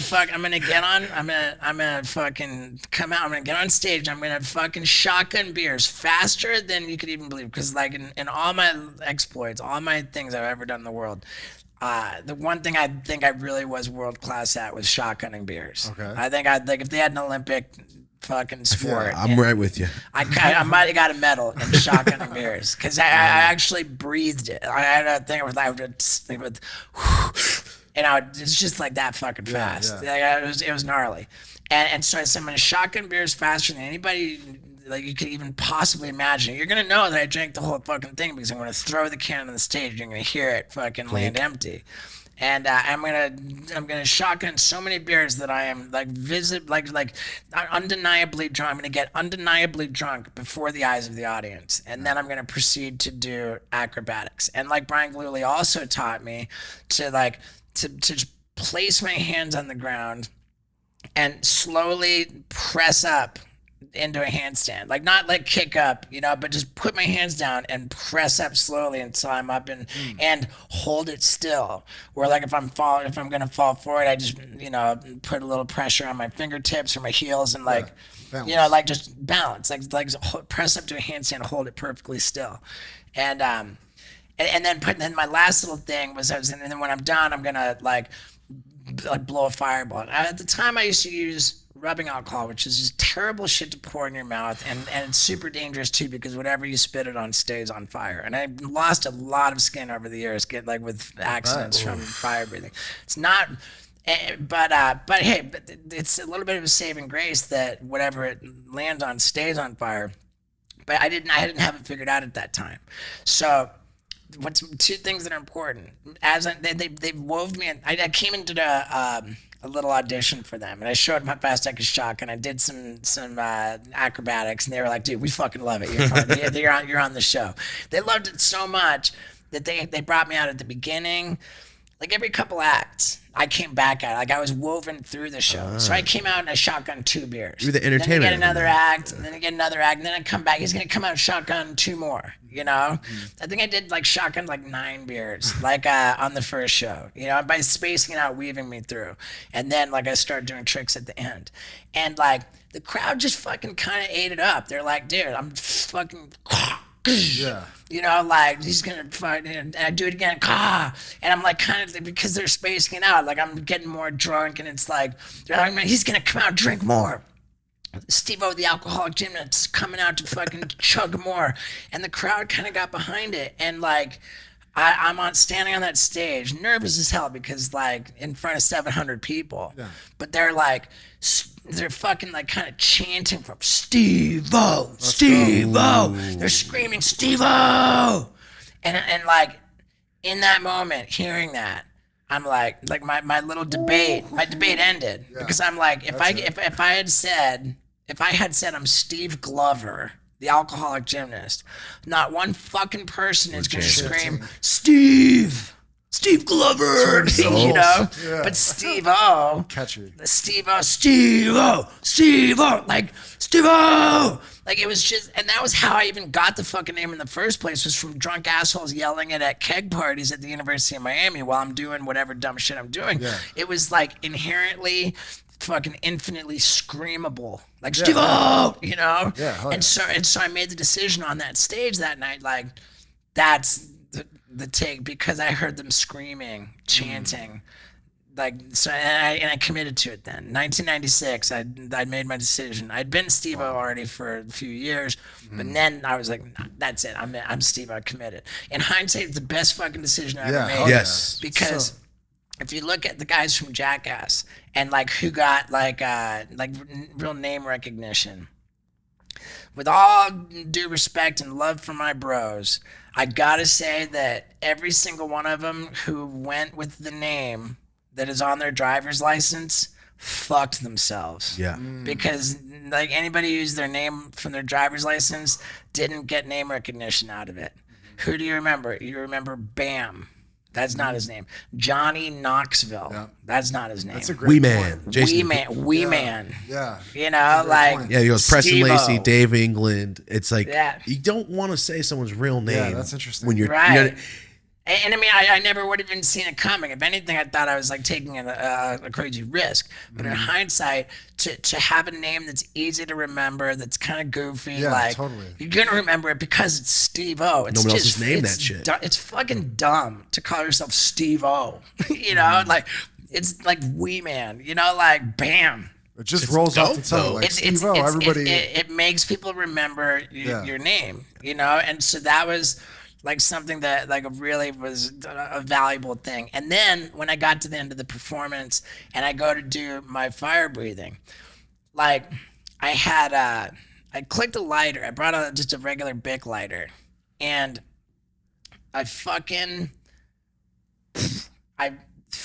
blew out the lighter, and in front of 700 people, it was this like it was just this anticlimactic, super disappointing. Like it didn't light. It was just like a mist of liquid, and it was bullshit. And I'm like, I was mortified. I was fucking fuck. And but okay, all right, I'm gonna fucking do it again. I think it was actually because I did this 2 nights in a row. You know, they did the show 2 nights in a row. I think it was on the next night, but whatever. Who cares if it was or if it wasn't? But I did it again, and this time when I did it, I was more mindful to not try to blow out the lighter. You know, I'd never blown out the lighter before. I was able to do it, you know. But what happened was it was unintentional. I was still doing it with the lighter, but when I went to blow it, I did ignite the fireball.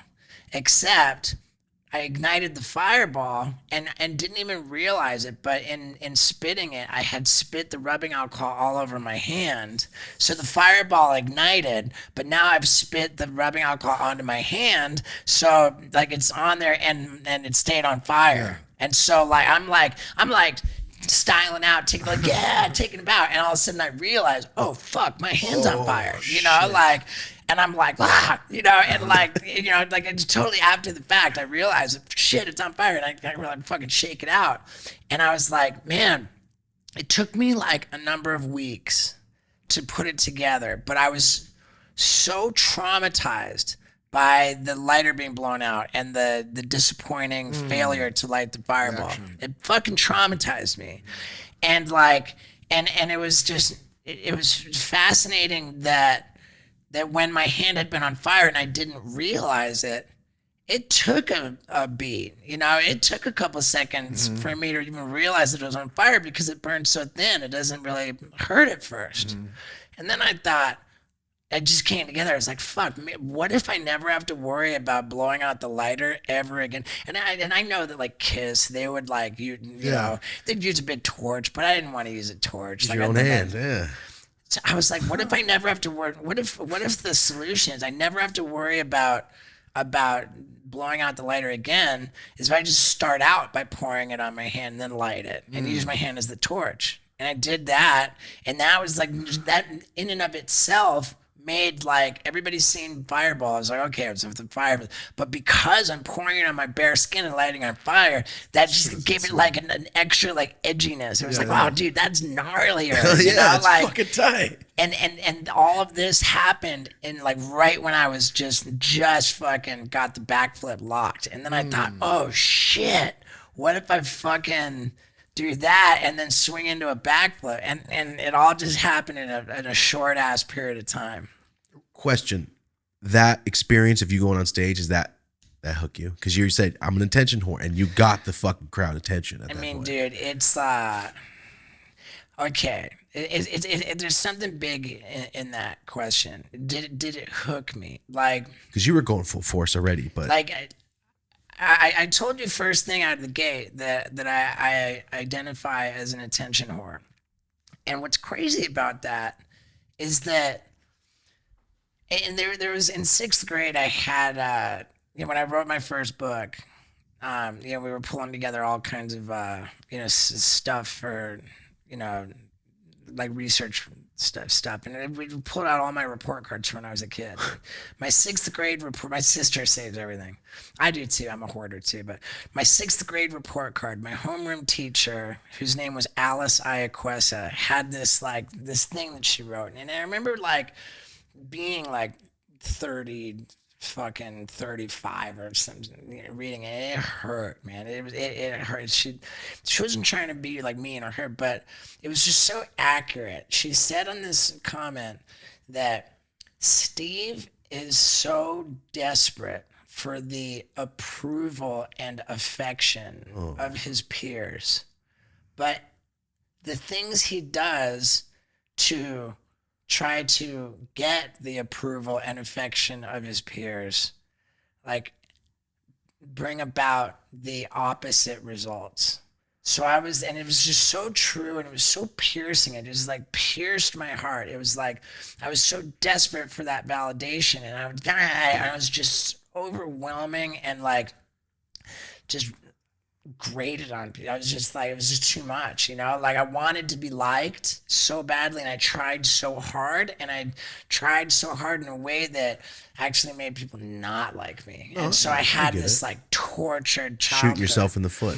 And that's so that's why it hurts it hurt to read that comment. It hurts to really to ponder that reality, because what as an attention whore, I care so much about other people's opinions of me, such that I'm really at the mercy of them. And where I put myself out to get attention, really what I want is validation. I want approval. I want affection. And to put myself out there, I'm so terrified of getting that opposite result. So I don't know if you can relate to this, but I was the kid in school who, whenever I had to get up in front of the class and give a presentation to the class, when some kids got up in front of the class and you could hear their voice shaking, stage fright. They could hear they're not and it's almost like stuttering, because when you most don't want that to happen, it's when it happens. For sure. You're oh, please don't let my voice be shaking. They can tell I'm trembling because I'm so nervous and afraid. But because you're, that of course it does. Yeah. And so I look at that, that beings I was the attention. You would think that I would, being an attention whore, being a natural showman, having it in my blood to be a performer, that I would revel in getting up in front of the class. That would be me in my happy place. But no, dude, I was trembling in fear. You could hear my voice shaking, because I wanted to have the attention of the whole class, but I was so afraid of disapproval. I was so afraid of rejection, it just terrified. And so that's this scary fucking reality, the torture of existence. And for more and more people now with social media, but you put yourself out there, you want so much, the likes, the affection, but then you put yourself out there with the negative comments that just fuck up your day. And so the answer to your question was I hooked? Was I addicted to the being in front of the crowd? Terrified of it, dude. Really? Fucking terrified. That's my life, is that I'm an attention whore, and I have to put myself out there to try to get validation, but I live gripped by fear of rejection, or being denounced or shit. So it was drugs and alcohol. Was you using that to help get past that? I think so. Sure. To break the ice. Yeah. And not care so much, yo, you're stupid. Yeah. It's all right. They love it. And this whole this whole thing of like I'm terrified of not getting approval and affection and validation. It's just super real, and that manifests as crazy anxiety. And sure, that's going to drive drinking and alcohol. And then there's the I'm going to lose everything. Like, you know, I got to hustle and I'm never comfortable. You know, and that's like.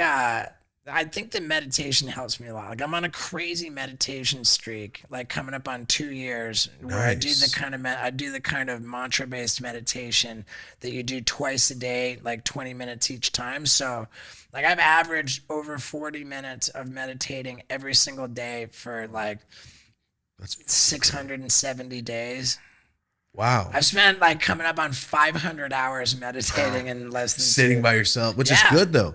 It's my brain doesn't stop, so I figured that would help. That's basically what it's for, is to like, is to just take that time to just fucking unplug from all of that anxiety and discomfort. And would you attribute that to like helping you get sober? Like a disciplined meditation practice came much later. I got sober in 2008.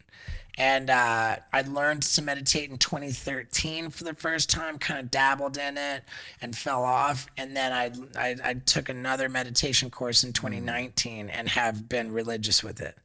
That's great. It's like you were so rewarded for so long from the world for being crazy and drunk and wild. Like to go get clean had to be so difficult. Like you're giving up. I mean, the motivation needed to be... in pitiful and incomprehensible demoralization, you know, like that, like for to do the work of recovery, most alcoholics, most addicts need to be, quote, pretty badly mangled, you know, because it's not like the program of recovery for people, you know, the 12 steps and all of that, like it's things that like our basic instincts, like every fiber of our being cry out against doing. Against, like, okay, now I have to be rigorously honest, you know? I have to like take account of like all of the wrongdoing that I've done and be honest and upfront about it and acknowledge it. And then I got to go and set about making those wrongs right, you know? Like, fuck, that's scary. And then, you know, like, I got to be thinking about, you know, a higher power in prayer and meditation, you know, like that's super, that was the easy part for me because I had so many like crazy hallucinations, which I like to this day fully consider like legit spiritual experiences. That whole world is real. Oh, dude, 100%. I think, like I said, I think meth heads are walking out there and they're on the other plane. You think they're crazy? They're just seeing what you can't. Because their brain. I'm stoked that you say that because I feel strongly the same way. And what it is that like I think that like scientifically recognized there's 11 dimensions. You know, shit. like we're in the third one.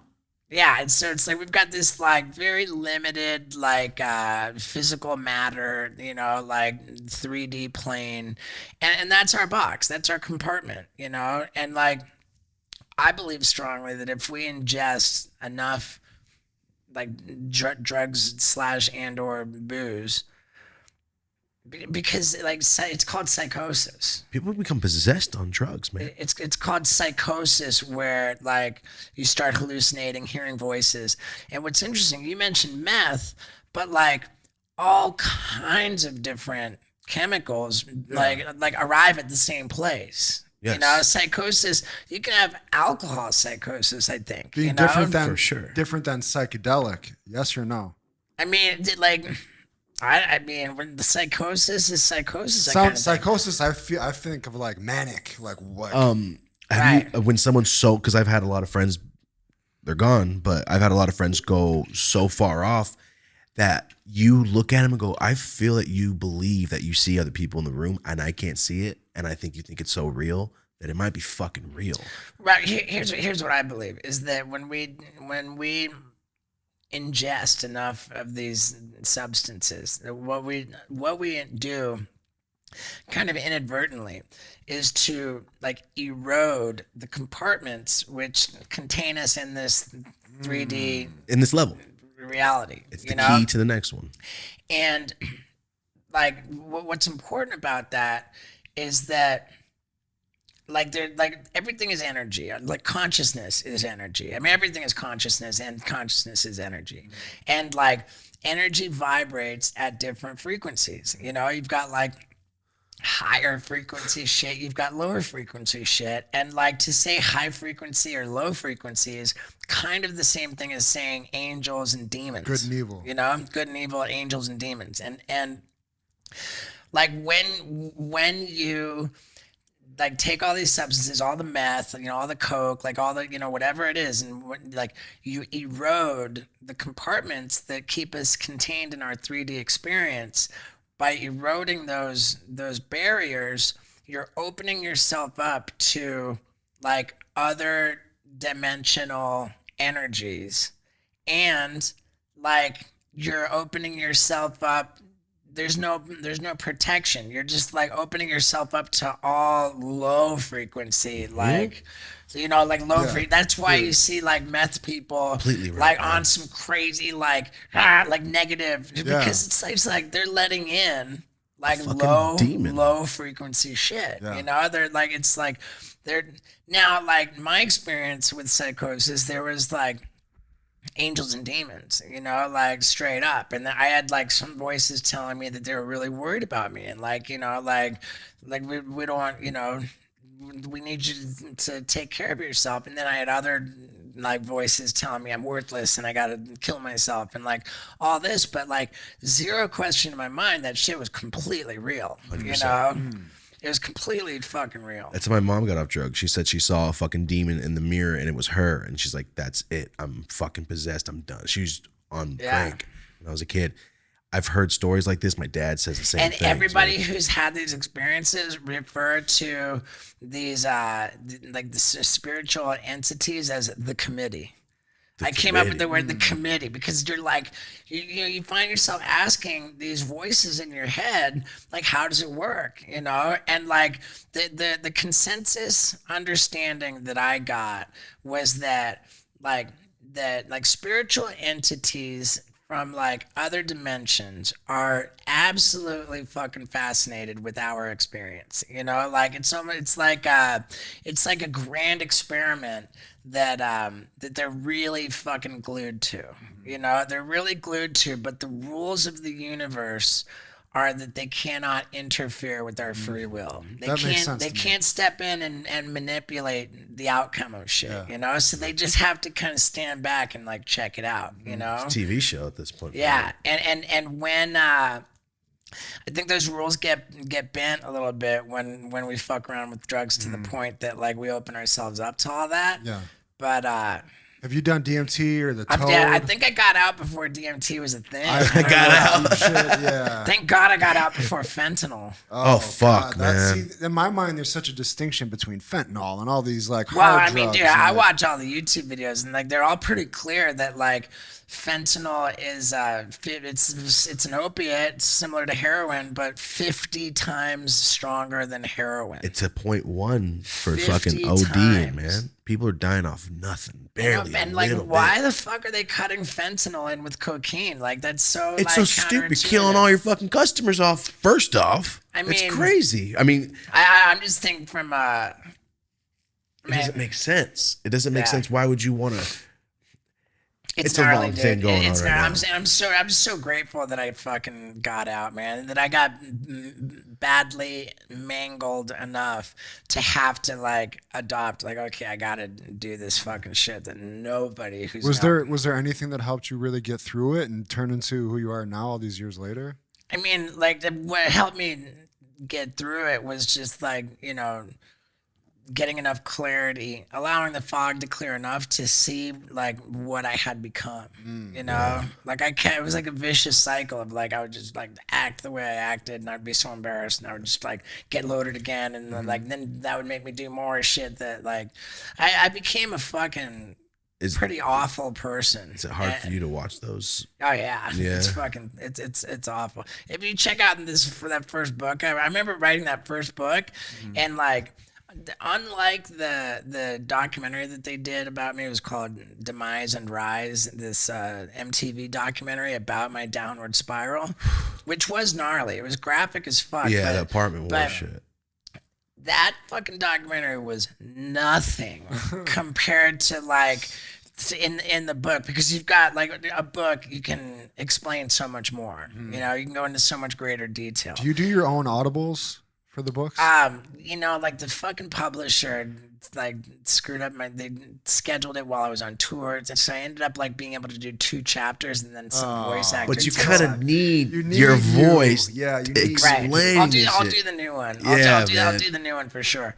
But when I was like finishing up that first book, I was just like, fuck, dude, I'm gnarly, dude. Like not even like I'm gnarly, like rad. Like I'm just fuck. You guys like, deal with me? Fuck. Like and not even like I can't believe I'm alive, which is legit. It's legit true. I can't believe I'm alive, but it's just like, dude, like not even like in a good sense, and not even like just for like from an objective point of view. I was just like, dude, I am fucking gnarly, you know, like. Bro, watching those are intense. Did you still have your dad looking over your shit at that point, so you didn't like? I did, life? and at that point when things got really ugly, like, I was able to dictate the terms of our relationship. You know, like, Dad was, you know, like where the stunts initially like drove us apart.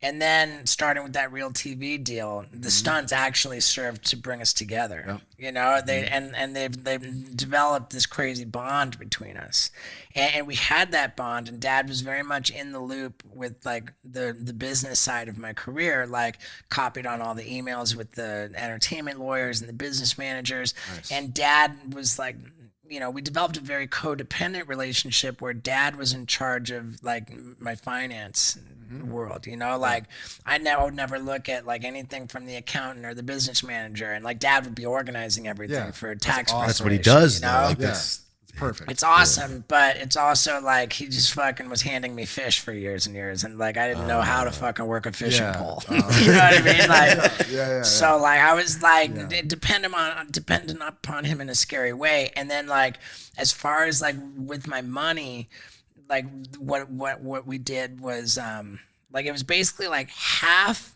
of the money that I allotted for investment went to my dad, and the other half of it went to like a legit like New York stockbroker guy who did investments. Shit. And it was like set up to be like a fun like competition between them to see who could like generate more.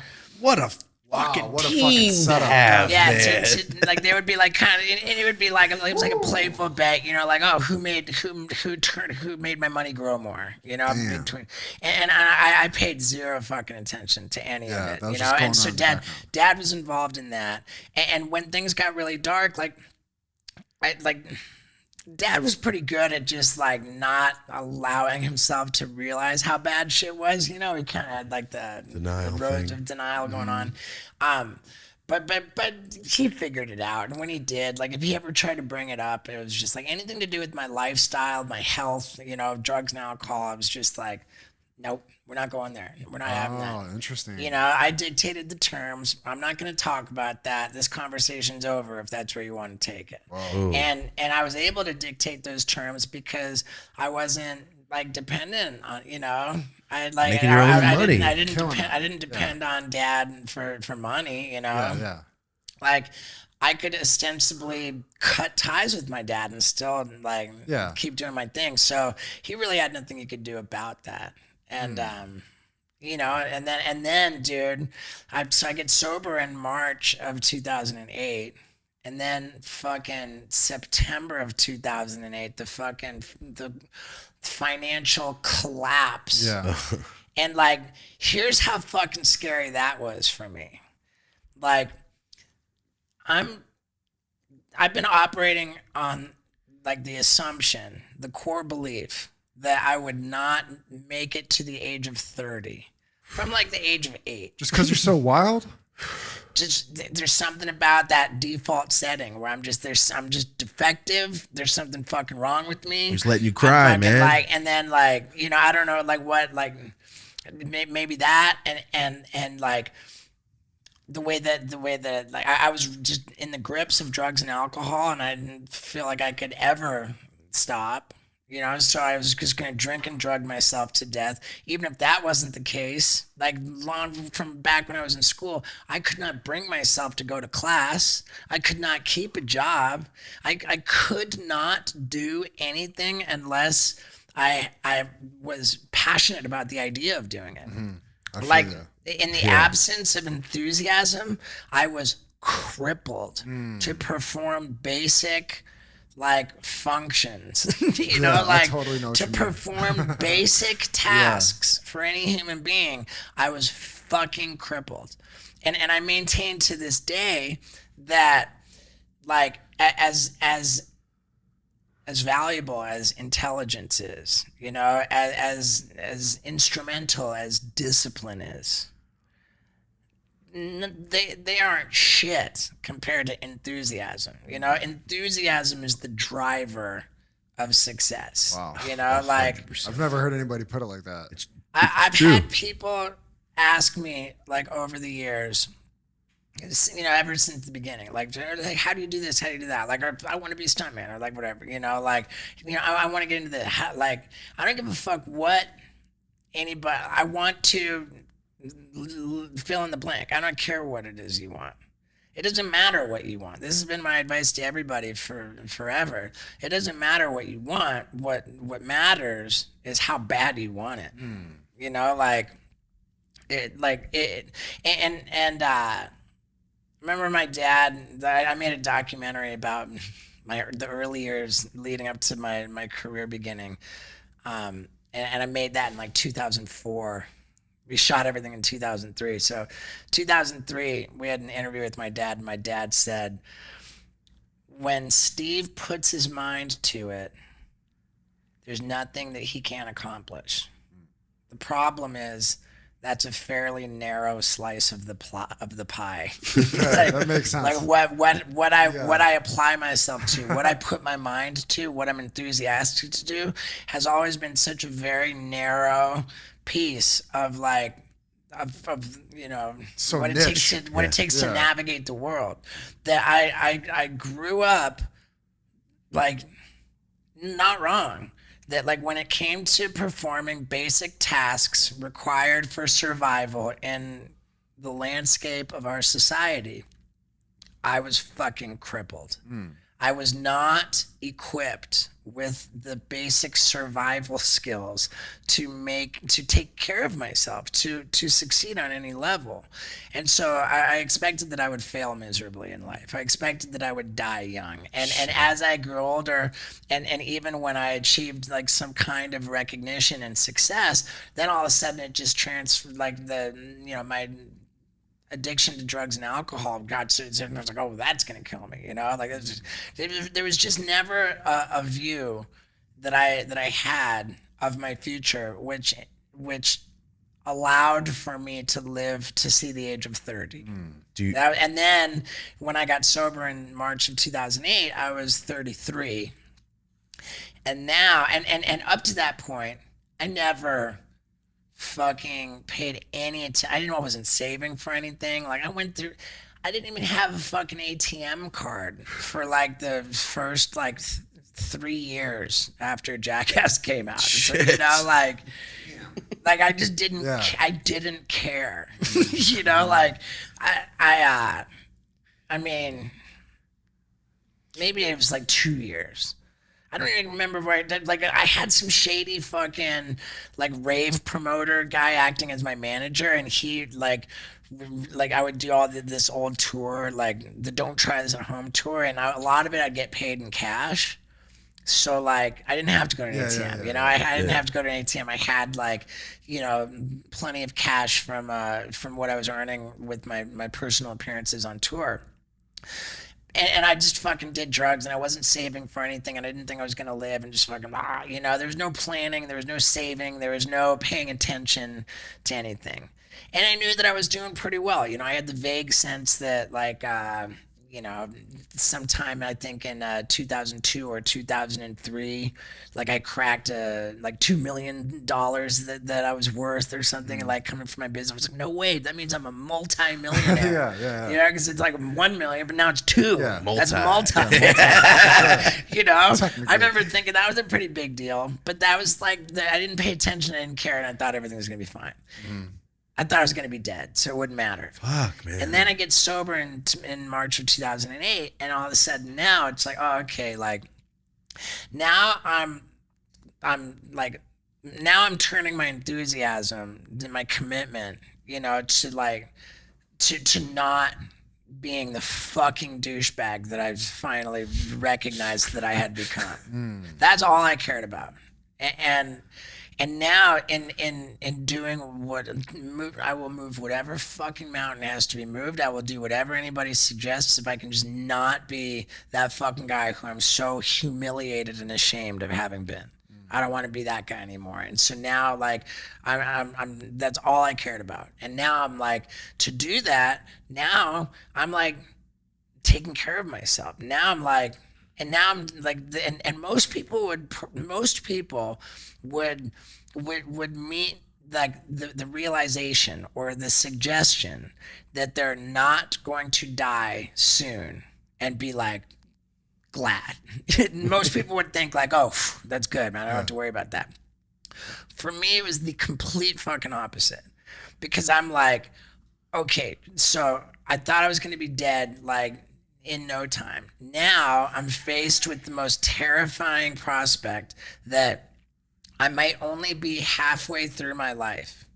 Like now, like I could be staring down the barrel of I've gotta fucking figure out what to do with like maybe 50 more. I'm going to live till I'm 80, and at the time I was 33.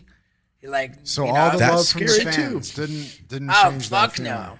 Fuck no. And especially because here's the really crazy part. Right when it occurs to me that I might actually have to figure out how to feed myself for the next 50 years, when, mind you, the nature of my career was precarious at best. On top of that, I had burned every bridge in my career. As far as I was concerned, my earnings potential had run its course. Like I had, I didn't know, like if I'm going to stay sober, I can't be a fucking egomaniac attention whore anymore. So like, I don't even know if I can pursue a career, even if one's in the cards. Like I don't even know if I'm done earning money. And now I'm faced with maybe I'm going to live for 50 more years. Fuck. And I don't know how I'm going to survive. I don't know how I'm going to. And on top of that, come September, the fucking financial crisis hit, everything. My dad and the stockbroker had me all in the fucking stock market. And the stock market got fucking chopped like more than in half. I lost more than half of my savings. I wasn't even a millionaire anymore. I wasn't even a millionaire anymore. Didn't know that I could fucking earn any more money. And now I'm going to fucking live for a long time. Like, what the fuck? What a combination, man. Yeah, it was a fucking... That's stressful, honestly. In one sense it was like super terrifying. And in another sense, it was like I was back to all I got to worry about is my next meal. There was something about that early recovery where like, I lived in a fucking halfway house until I had been sober for 2 full years. Like I had a fucking roommate and he snored. And so when he snored, I knew I could jack off and it would be quiet. Life was simple. Wait for the snores. Yeah, the sweet sound of snoring, I called it. Oh my God. So you lived in the halfway house for 2 years after that? I stayed in the halfway house until I had 2 years of sobriety, yeah. That's amazing. We were shooting Jackass 3D. And I was like asking for special permission to like come back after. Were they so happy? Yeah. They had to be like. I don't think anybody cared one way or the other. Like Like alcohol, like the disease of alcoholism and drug addiction is like super not discriminate, you know. For sure. It doesn't fucking care if you're making a big shot movie or, you know, or if you're living in a dumpster. Doesn't matter. Real quick, I have a question for you. You got a whole list of questions. I didn't let you get to one of them. You explained so much of it. Yeah, you already went into so much. I've been just crossing them off. So, for all the crazy shit you've done, you're afraid of bungee jumping in heights? Yeah. I fucking hate it. How did you do the fucking dog shit porta potty? I did the dog shit. I was the dog shit porta potty guy because I've got that fear of bungee jumping. So they made you do the shit? Because that just means that I'm going to get the biggest reaction. I'm going to get the biggest reaction, you know? Yeah, okay, I get it. There was an episode of Wild Boys, which we filmed, I think in 2003, maybe 2004. Yeah, I think it was 2003. And they're like, okay, we had a research department that would just like, you know, research different places. If we go to this, like, what do they have to offer that we can film? And then we'd choose where we would go based on the places that had the most, like, you know, content that we could shoot. And in Costa Rica, they had like this huge bridge with this bungee jumping operation. And like, that's pretty run of the mill and everybody goes bungee jumping, but they made it funny because they got our prop master to build like fucking like Icarus wings, you know, like actually with feathers and glue them all in, and like, you know, it was like maybe built with like crutches or something, so you hold the crutch and you've got these wings, and it was gonna be like, I'm gonna fucking fly, you know, I'm gonna jump out the thing and I'm gonna try my ass off to flap the wings, and that was gonna make it like a funny bit. So we go to the we're getting ready. Before we even go there, I said to him, I told him, I said, dude, it's like, straight up, man, like I'm always trying to be a badass. I'm like, you could take like the cast of Road Rules or The Real World or any of their moms will be less afraid of bungee jumping than I will be, you know? And I kind of figured that out by like, for all my like jumping off of like rooftops. I started out on just like the first balcony up, where I'm like only like 10 feet and I was like into the pool, and then I'm going to climb onto the second balcony and then climb on the third, you know, like, and then the roof, like, so it worked up gradually, you know? And I worked up gradually, and I made it like, I always wanted to like create the perception that I was super gnarly and that I was risking death, you know, and like make it, but I always had my own approach where I was like pretty calculated and like really put effort into like, you know, preparing and like working my way out. Well, yeah, That's I mean, the thing people it's might not real realize. stunts. This is athletic shit. And I went through life for years looking at everything as for its potential to jump off of it. Like everything is just like, oh, can I jump off of it? So I would evaluate everything and around me and look at it. And like through years of doing that, you know, I was so close to the idea and so in the practice of evaluating like my potential for jumping off things that I reached a point where like there's no part of me could look off of a 200-foot bridge and I don't care what you tie to me. Like this is a problem that I have placed myself just too intimately like involved with. I'm just too intimately involved in evaluating jumping off of things for me to see anything doable about jumping off of a 200-foot bridge. Like I know more than anybody else not to jump off of a 200-foot bridge. So I don't give a fuck what you tie to me. I'm programmed to not do that. Of course. Same here. Yeah, and so they were like, oh fuck it, we're just gonna go there. They're thinking whatever. Yeah. And it was one of my temper tantrums. Like, I'm not fucking doing it, dude. I'm not fucking doing it. I said, I don't care what any of you guys say. I know that you're very persuasive. I know that like this is your deal, and it's not gonna work. I'm not fucking jumping. Was there a lot of times you had to like stand up and say no to bits? Not too many times, and they never force you into doing it. We're all attention whores. We want the footage, you know. Like they always say, if you don't want to do it, don't do it. It's great, you don't get the footage. Well, Like, okay. So, but in this case, I couldn't. I said I cannot. Like I physically cannot. I physically cannot look off a 200-foot bridge and jump. There's no way I can do it. Like I'm not doing it, and I can't even. I don't even have the choice to do it. I cannot do it. Brain tells you don't. So I just go into the fucking van, you know, and I'm just like, okay, dude, we can leave now because it's not gonna happen.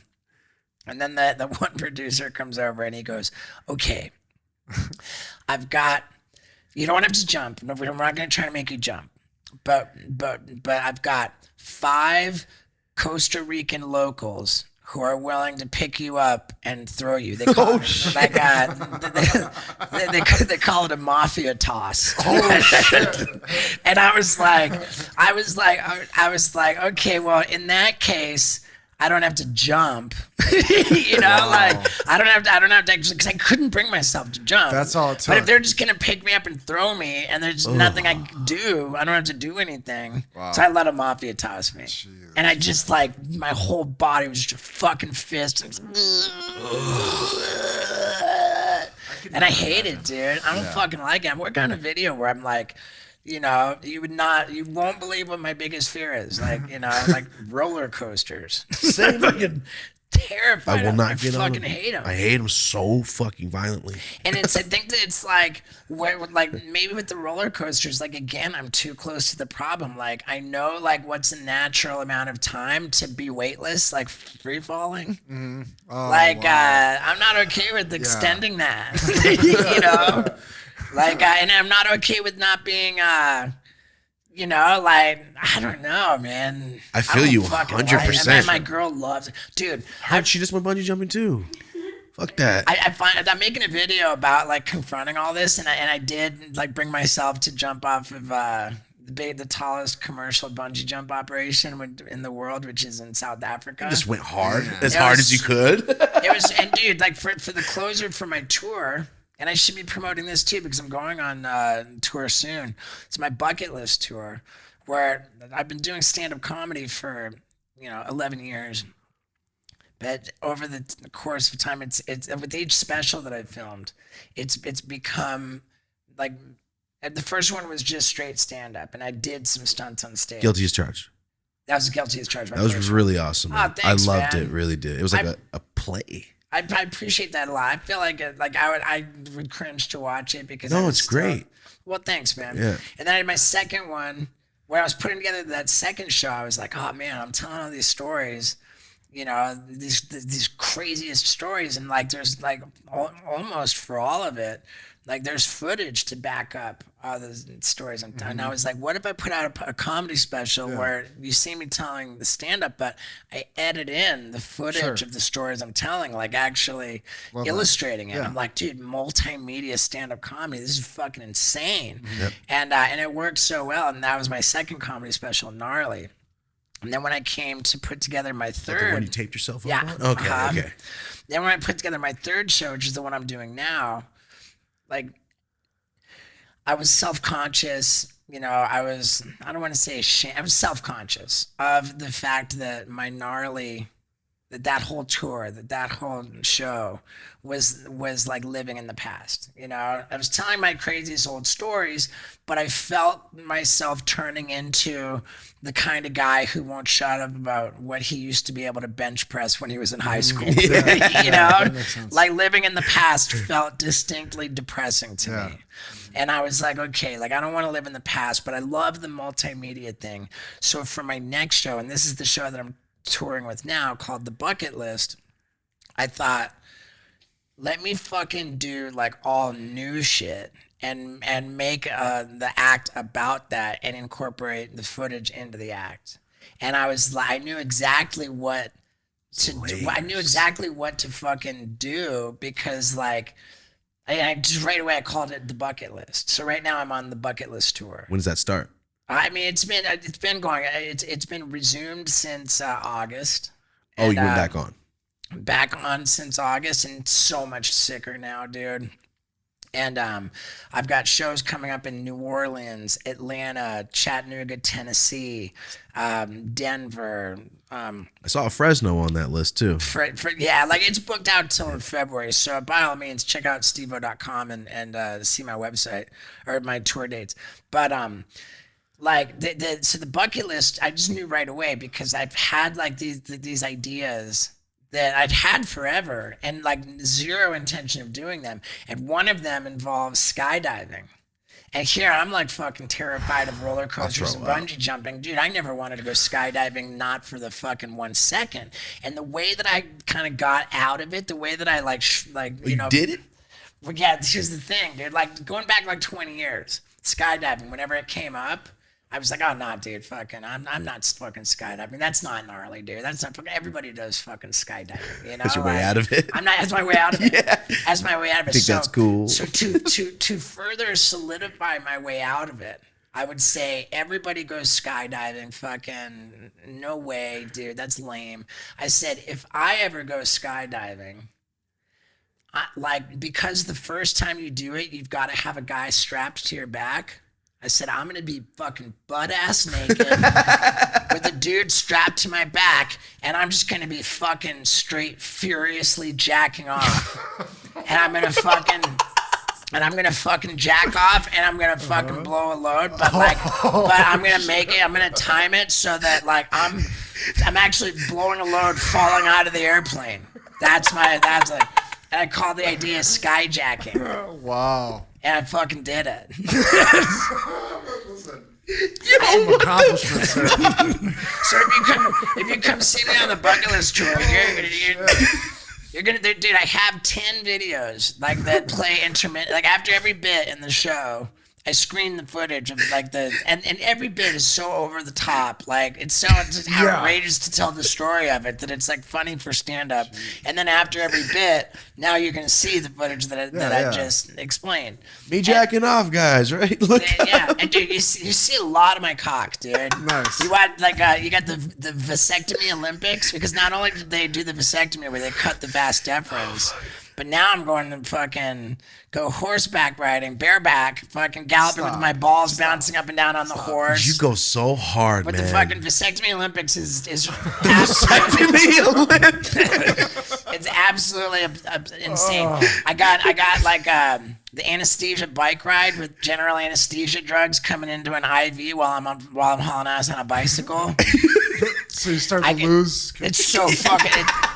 It's so fucking illegal.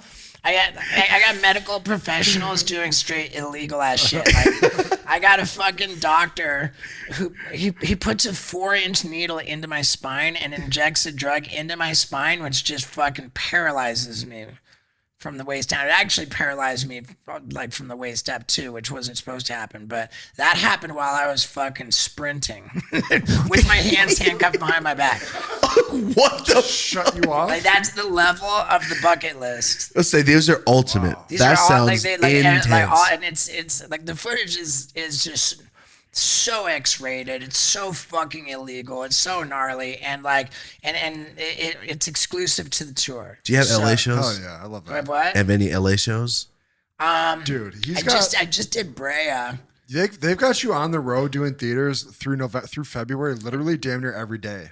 Not every day. The first, at second, all. third, fourth. There's a lot, so many shows. He's all over the place. And Bro, dude, and I I'm love trying that the homeboy said the theater because dude, I was grinding in comedy clubs I understand. for 11 years. Hell yeah. And I just fucking graduated to theaters. Congrats, man. That's That's a big huge. ass fucking deal, dude. A theater comic is a whole nother fucking level. And it was we were starting to film the 4th Jackass movie. We got 1 week into it.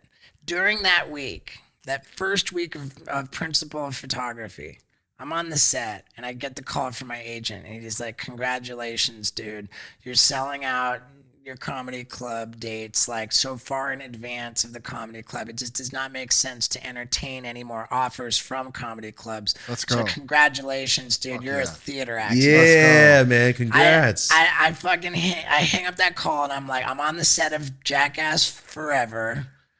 I just graduated from theaters. I'm like, fucking, dude, I'm fucking going into a heyday, and then the following Mondays, fucking coronavirus shut down the fucking movie. It's shut down the tour. Yep.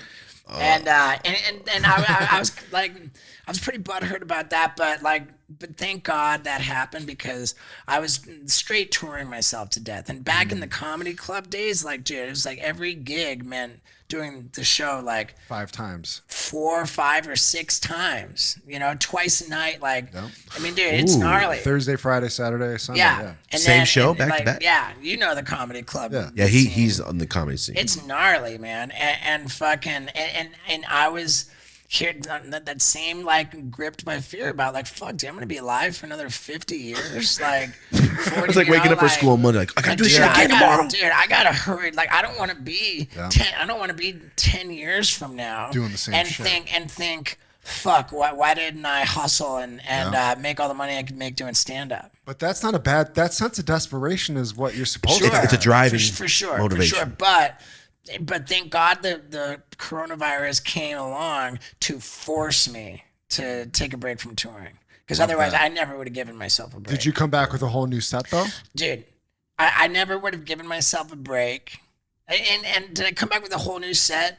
Not a whole new set, but I threw out some bits, and I added some bits. Like, I came back with a fucking dramatically improved version of the bucket list tour with a bunch more footage, and more importantly, I never would have given myself a break from touring. Coronavirus forced me to take a break from touring, and during that break, like, I started my own podcast, you know, the Wild Ride podcast. And that's been it's been huge, man. Like, there's so much to be said for being a creative person, like a creator, and not living in a Groundhog's Day of redundantly performing the same shit over and over. Whether that means, like, redundantly going to the airport, to go on a plane, to go to the fucking radio station, to go to the show, to go fucking repeat the whole thing. Monotony.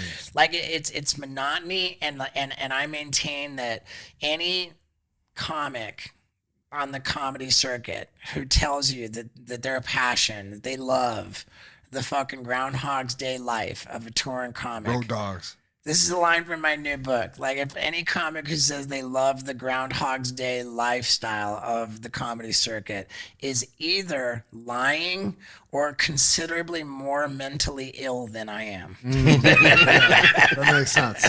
Because it's you know, and I know it's a shitty fucking thing to say for all the thousands of comics there are slugging it away, fucking grinding away, wishing they could be a headliner and just performing comedy tirelessly for no money. Yes. And I get it that, like, to bitch about the lifestyle of the headliner. Traveling fucking sucks though. Just Traveling over sucks, every too. weekend, the same The set. show is 1% of that fucking is job. monotony. Yeah, It's not like. And then when the fucking with the table talk and like, I lose my shit, dude. Yeah, I bet. Like, you know, if somebody's fucking being loud and disruptive, talking at the table and ruining it for everyone else, like, wait a second, dude, you're serving as an obstacle between me and the dissemination of my art, and that is not okay. Yeah. You know, it's funny, man. I could see you being in hell for a fucking heckler.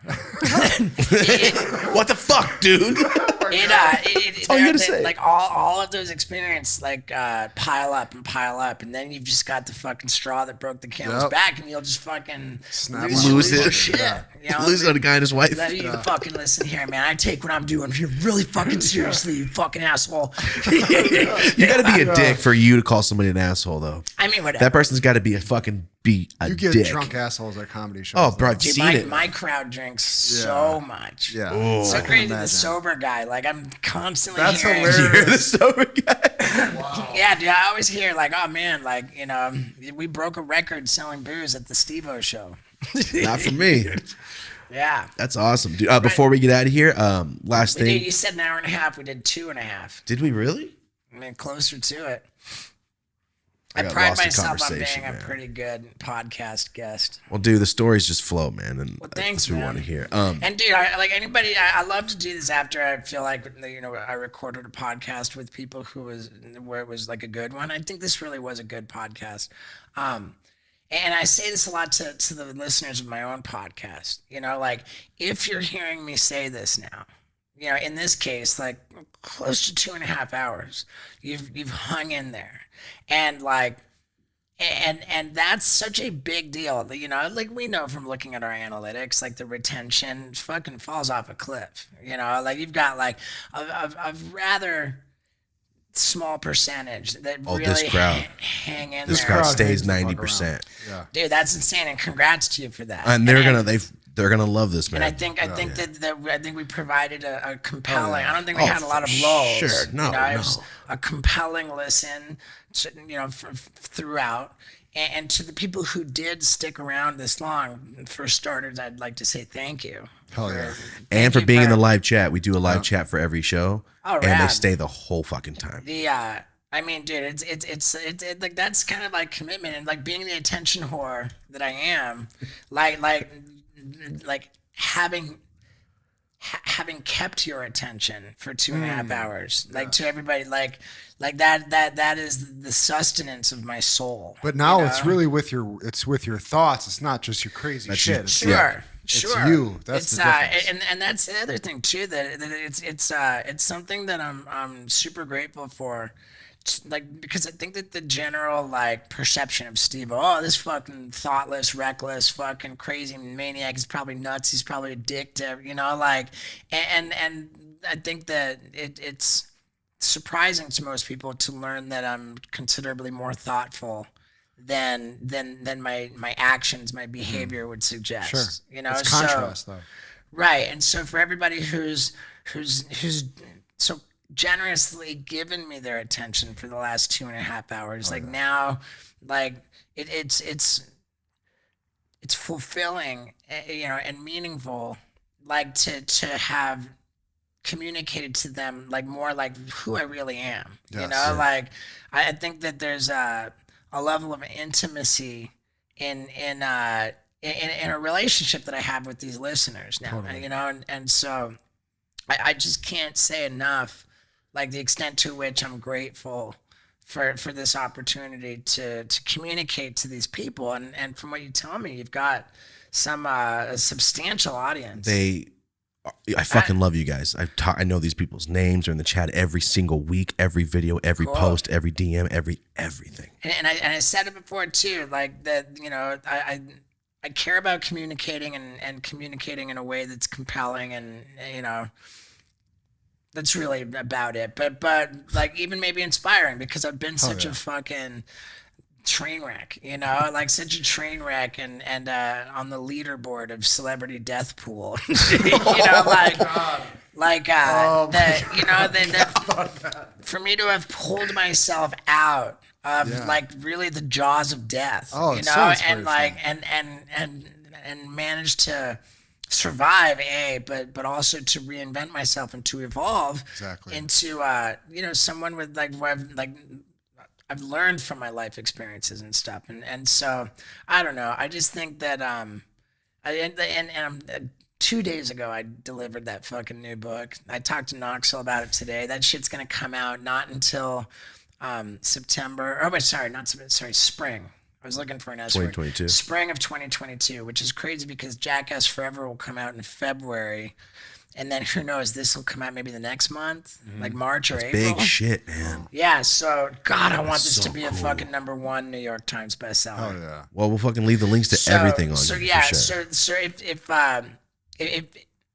if you can do this, the people listening, and thank you, and by the way, thank you, and now let me ask for something. It's like it's not lost on me that that's douchey, but I believe I believe in what I'm saying about my first book, that for you guys to pick up a copy signed by hand, and I'm careful to make my signature. It's actually a dick, like the O making at a the end dick? is like yeah, dude, you got to see my dick. So yeah, check it out. But go to stevo.com and get a hand-signed copy of Professional Idiot. It's the juiciest fucking book of sex, drugs, and rock and roll, and just absolute mayhem. It's not gonna. It's. Dave England told me the other day. I was at his house. Dave England from Jackass. He's like, man, because I told him I was working on my new book, and he goes, dude, your first book.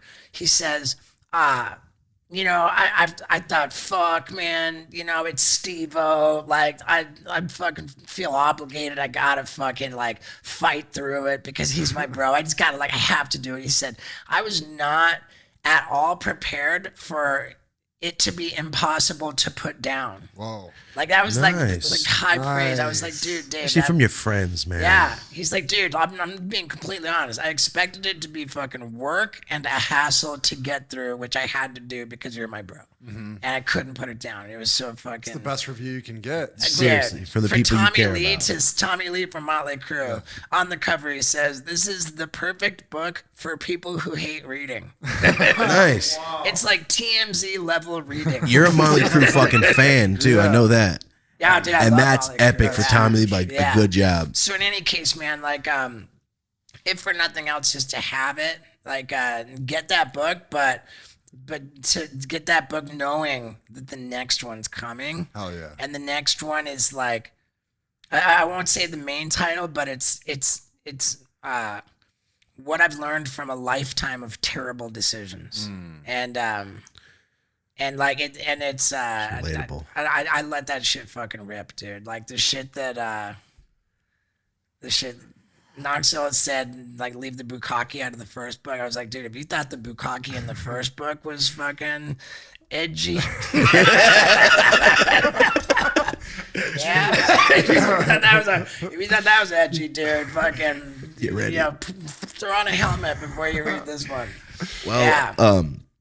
well, before. Oh, and shoot a tweet. That's what I like to say. If you're still listening, fucking shoot a tweet with me, like with my handle in it, so that I see it, saying I made it to the end Let's of go. the Dope as Usual podcast. And thank you guys again for not smoking out the room. Of course, man.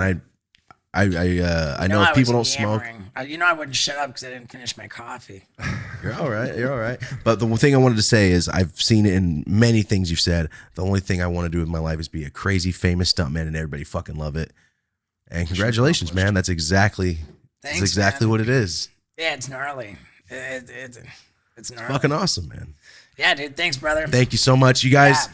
thank you for sitting through this. I fucking love you guys for being in the chat still. Thank you guys. Steve-O, thank you so much for being Oh, here. wait, they're in the chat now? No. I just say it because I know I'm in the chat with them while I watch it every week. So, dude, that's crazy. It's a long time. So that means that you are. I'm talking to every single person while they're. And you're playing it back. Yeah, well, we edit it, drop it Monday, and YouTube does that premiere. So we're right. in the live chat while it drops till it's over. Wow, it's fun. Maybe but I should do that. you know, you know, people dude, would lose their fucking mind if you We did should that. do, here's the thing, and for practical purposes, like, this is the most professional fucking thing. If you do stand up and you're a podcaster, then you gotta know. I think that the overwhelming majority of stand ups cannot fucking bear to watch video of them performing stand up. Yes. Super It is insecure. the most agonizing, Yeah. excruciatingly uncomfortable thing to watch video of your own stand-up performance. It's just utterly demoralizing and just it makes you question everything that you're about. You're like, I'm just not fucking Totally get it, bro. Yeah. I edit myself, so I'm like, come on, man. Right. What the fuck's wrong with you? As I'm editing myself. And that's where I was at. I would film the occasional show when I first started doing stand up, but if I tried to watch it, man, it was fucking hard, and I really resisted everything about watching that. Yeah. And it turns out that to watch your footage of your stand up is the most productive, the most like It's like a football player watching game film. Exactly. It's footage. it's way bigger and better than that, I think. Well, I think it's even way your body bigger and better movement. than that. And where I got incredibly lucky was that I had that little fucking light bulb go off, and I thought, what if I edited my footage into my stand-up? And as soon as I came up with that idea while I was putting together that second show, I was so jazzed about it. I absolutely could not fucking wait. And in short order, I started recording my performances, loading them up into the computer myself, and then dropping the footage into the timeline and syncing it all up. And I found two things. Number one, it worked. Like, it fucking worked. I'm telling the most outrageous, fucking implausible, and like impossible to believe stories.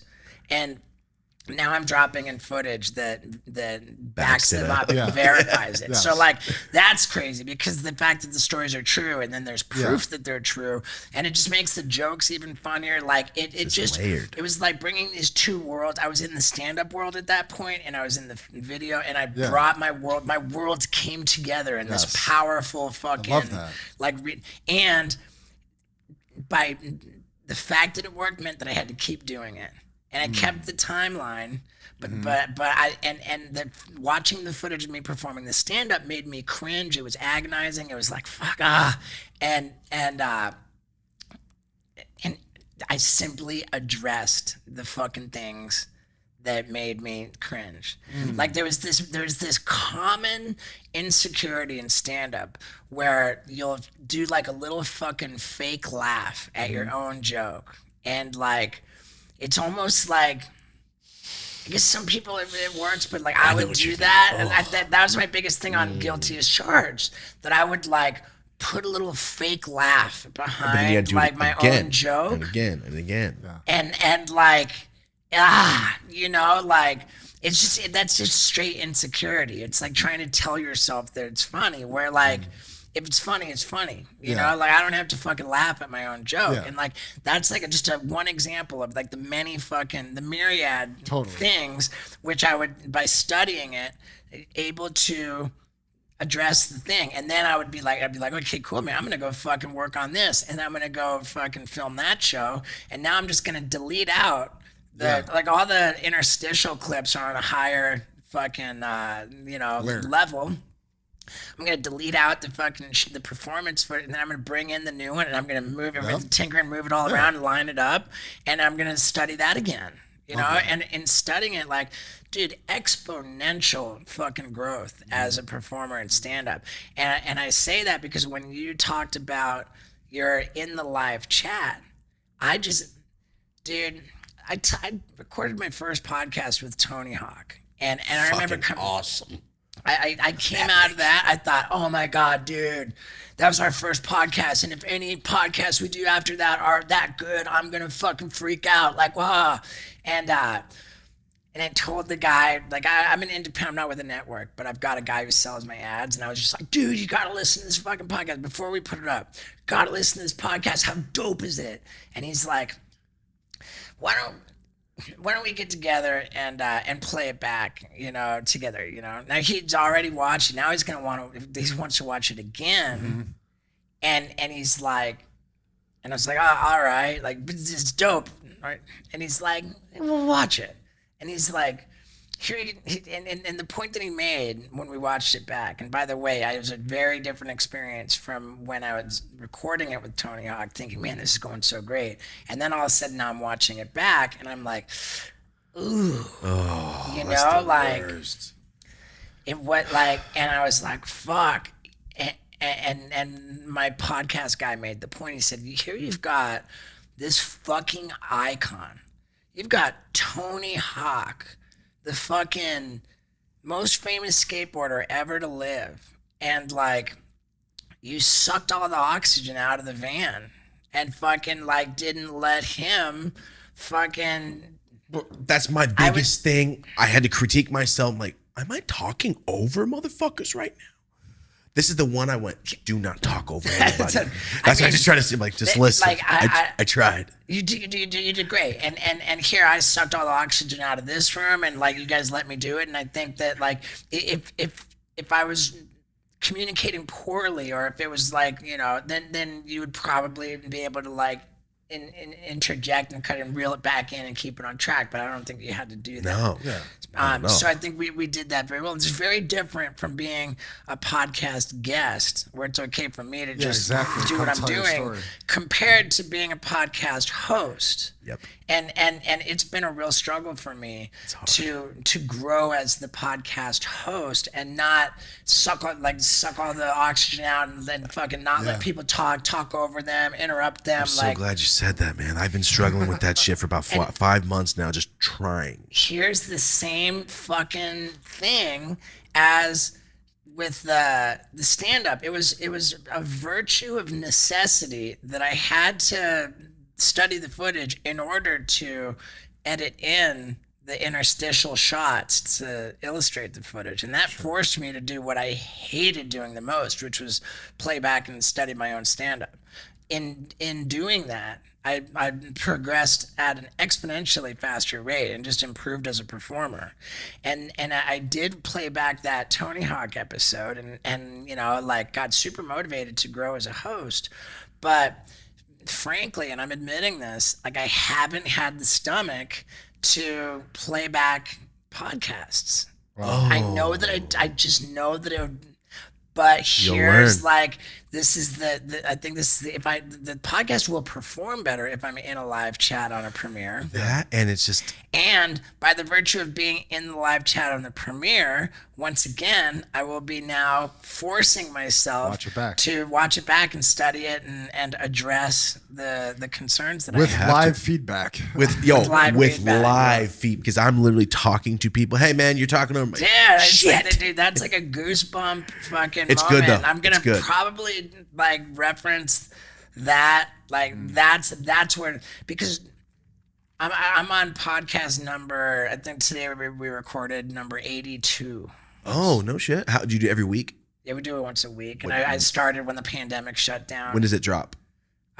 Thursdays. Every And Thursday. it's Thursday at 8 in the morning, but now it's gonna have to move to a later time. Well, I'll tell you what, I work with a lot of big comics and podcasters and stuff I have in my career. I always try to explain this model to them because it's so important to why his fans are so dedicated long term and why it keeps going up. Like, his run is 10 years long and just getting started. Exactly. Because of his relationship with his fans, because he communicates with them, he talks to them, he goes live, he does premieres. I got David Cho going live tomorrow. Ooh, shit. Bro, Nice. come on. Hell That's yeah. epic. Are you kidding me? Be in that love live David fucking Cho. chat. Do it for 5 minutes. Go Dude, do some something of the else. fucking guests that I had on my podcast are They're epic. staggering. Hell yeah. I've seen it. I watched it. I follow it. Staggering. Come on, man. I've seen you had fucking Chong on recently. Be Real's here next week, actually. Ah, Oh dude, shit, should I have epic. said that? Yeah. Anyway, yeah, he's on here next week.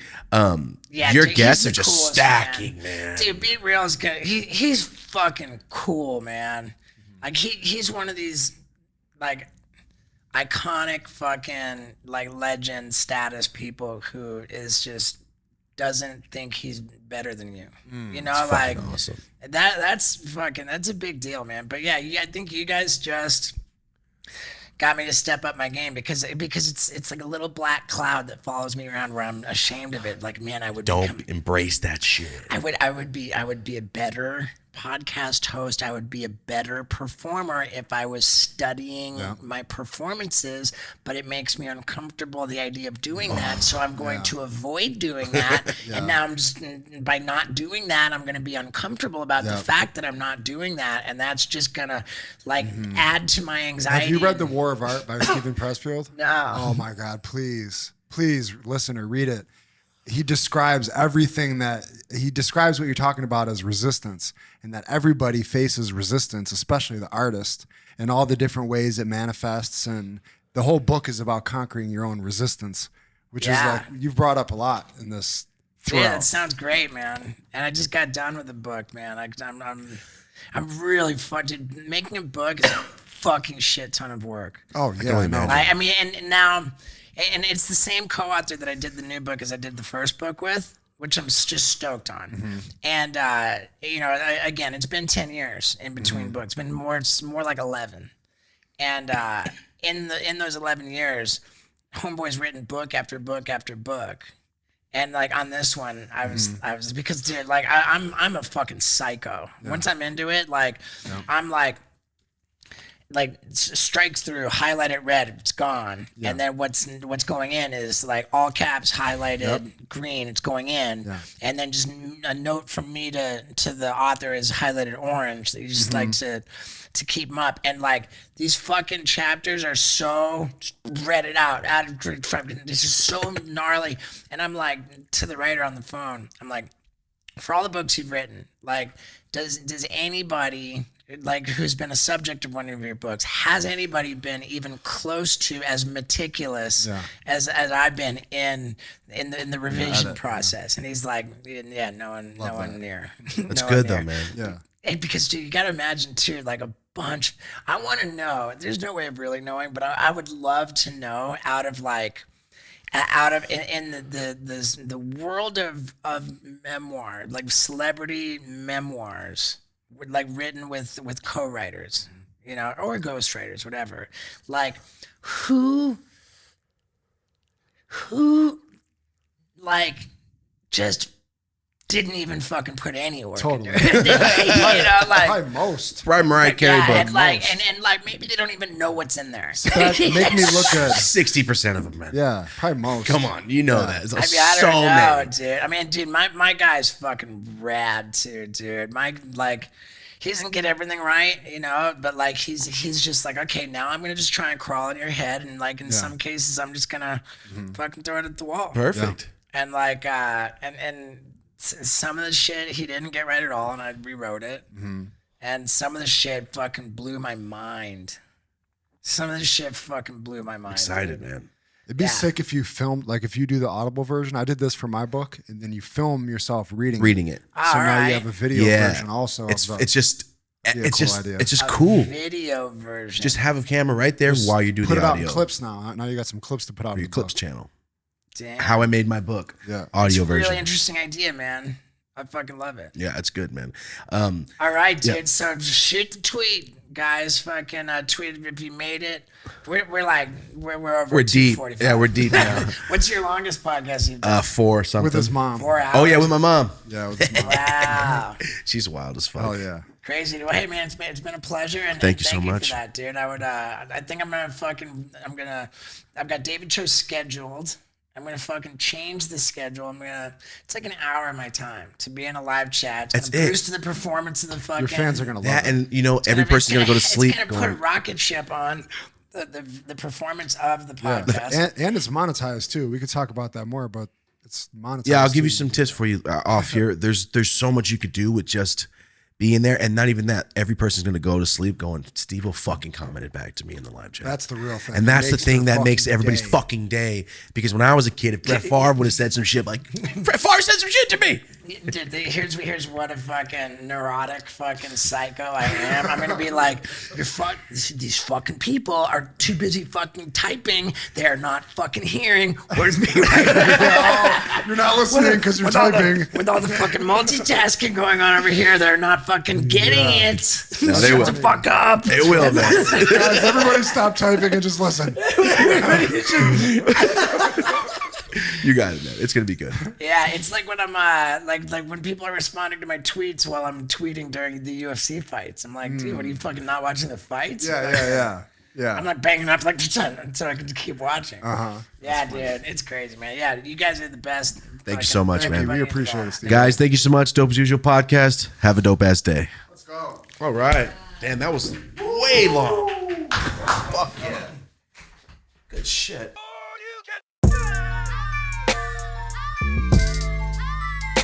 Perfect. Perfect. Perfect. Perfect.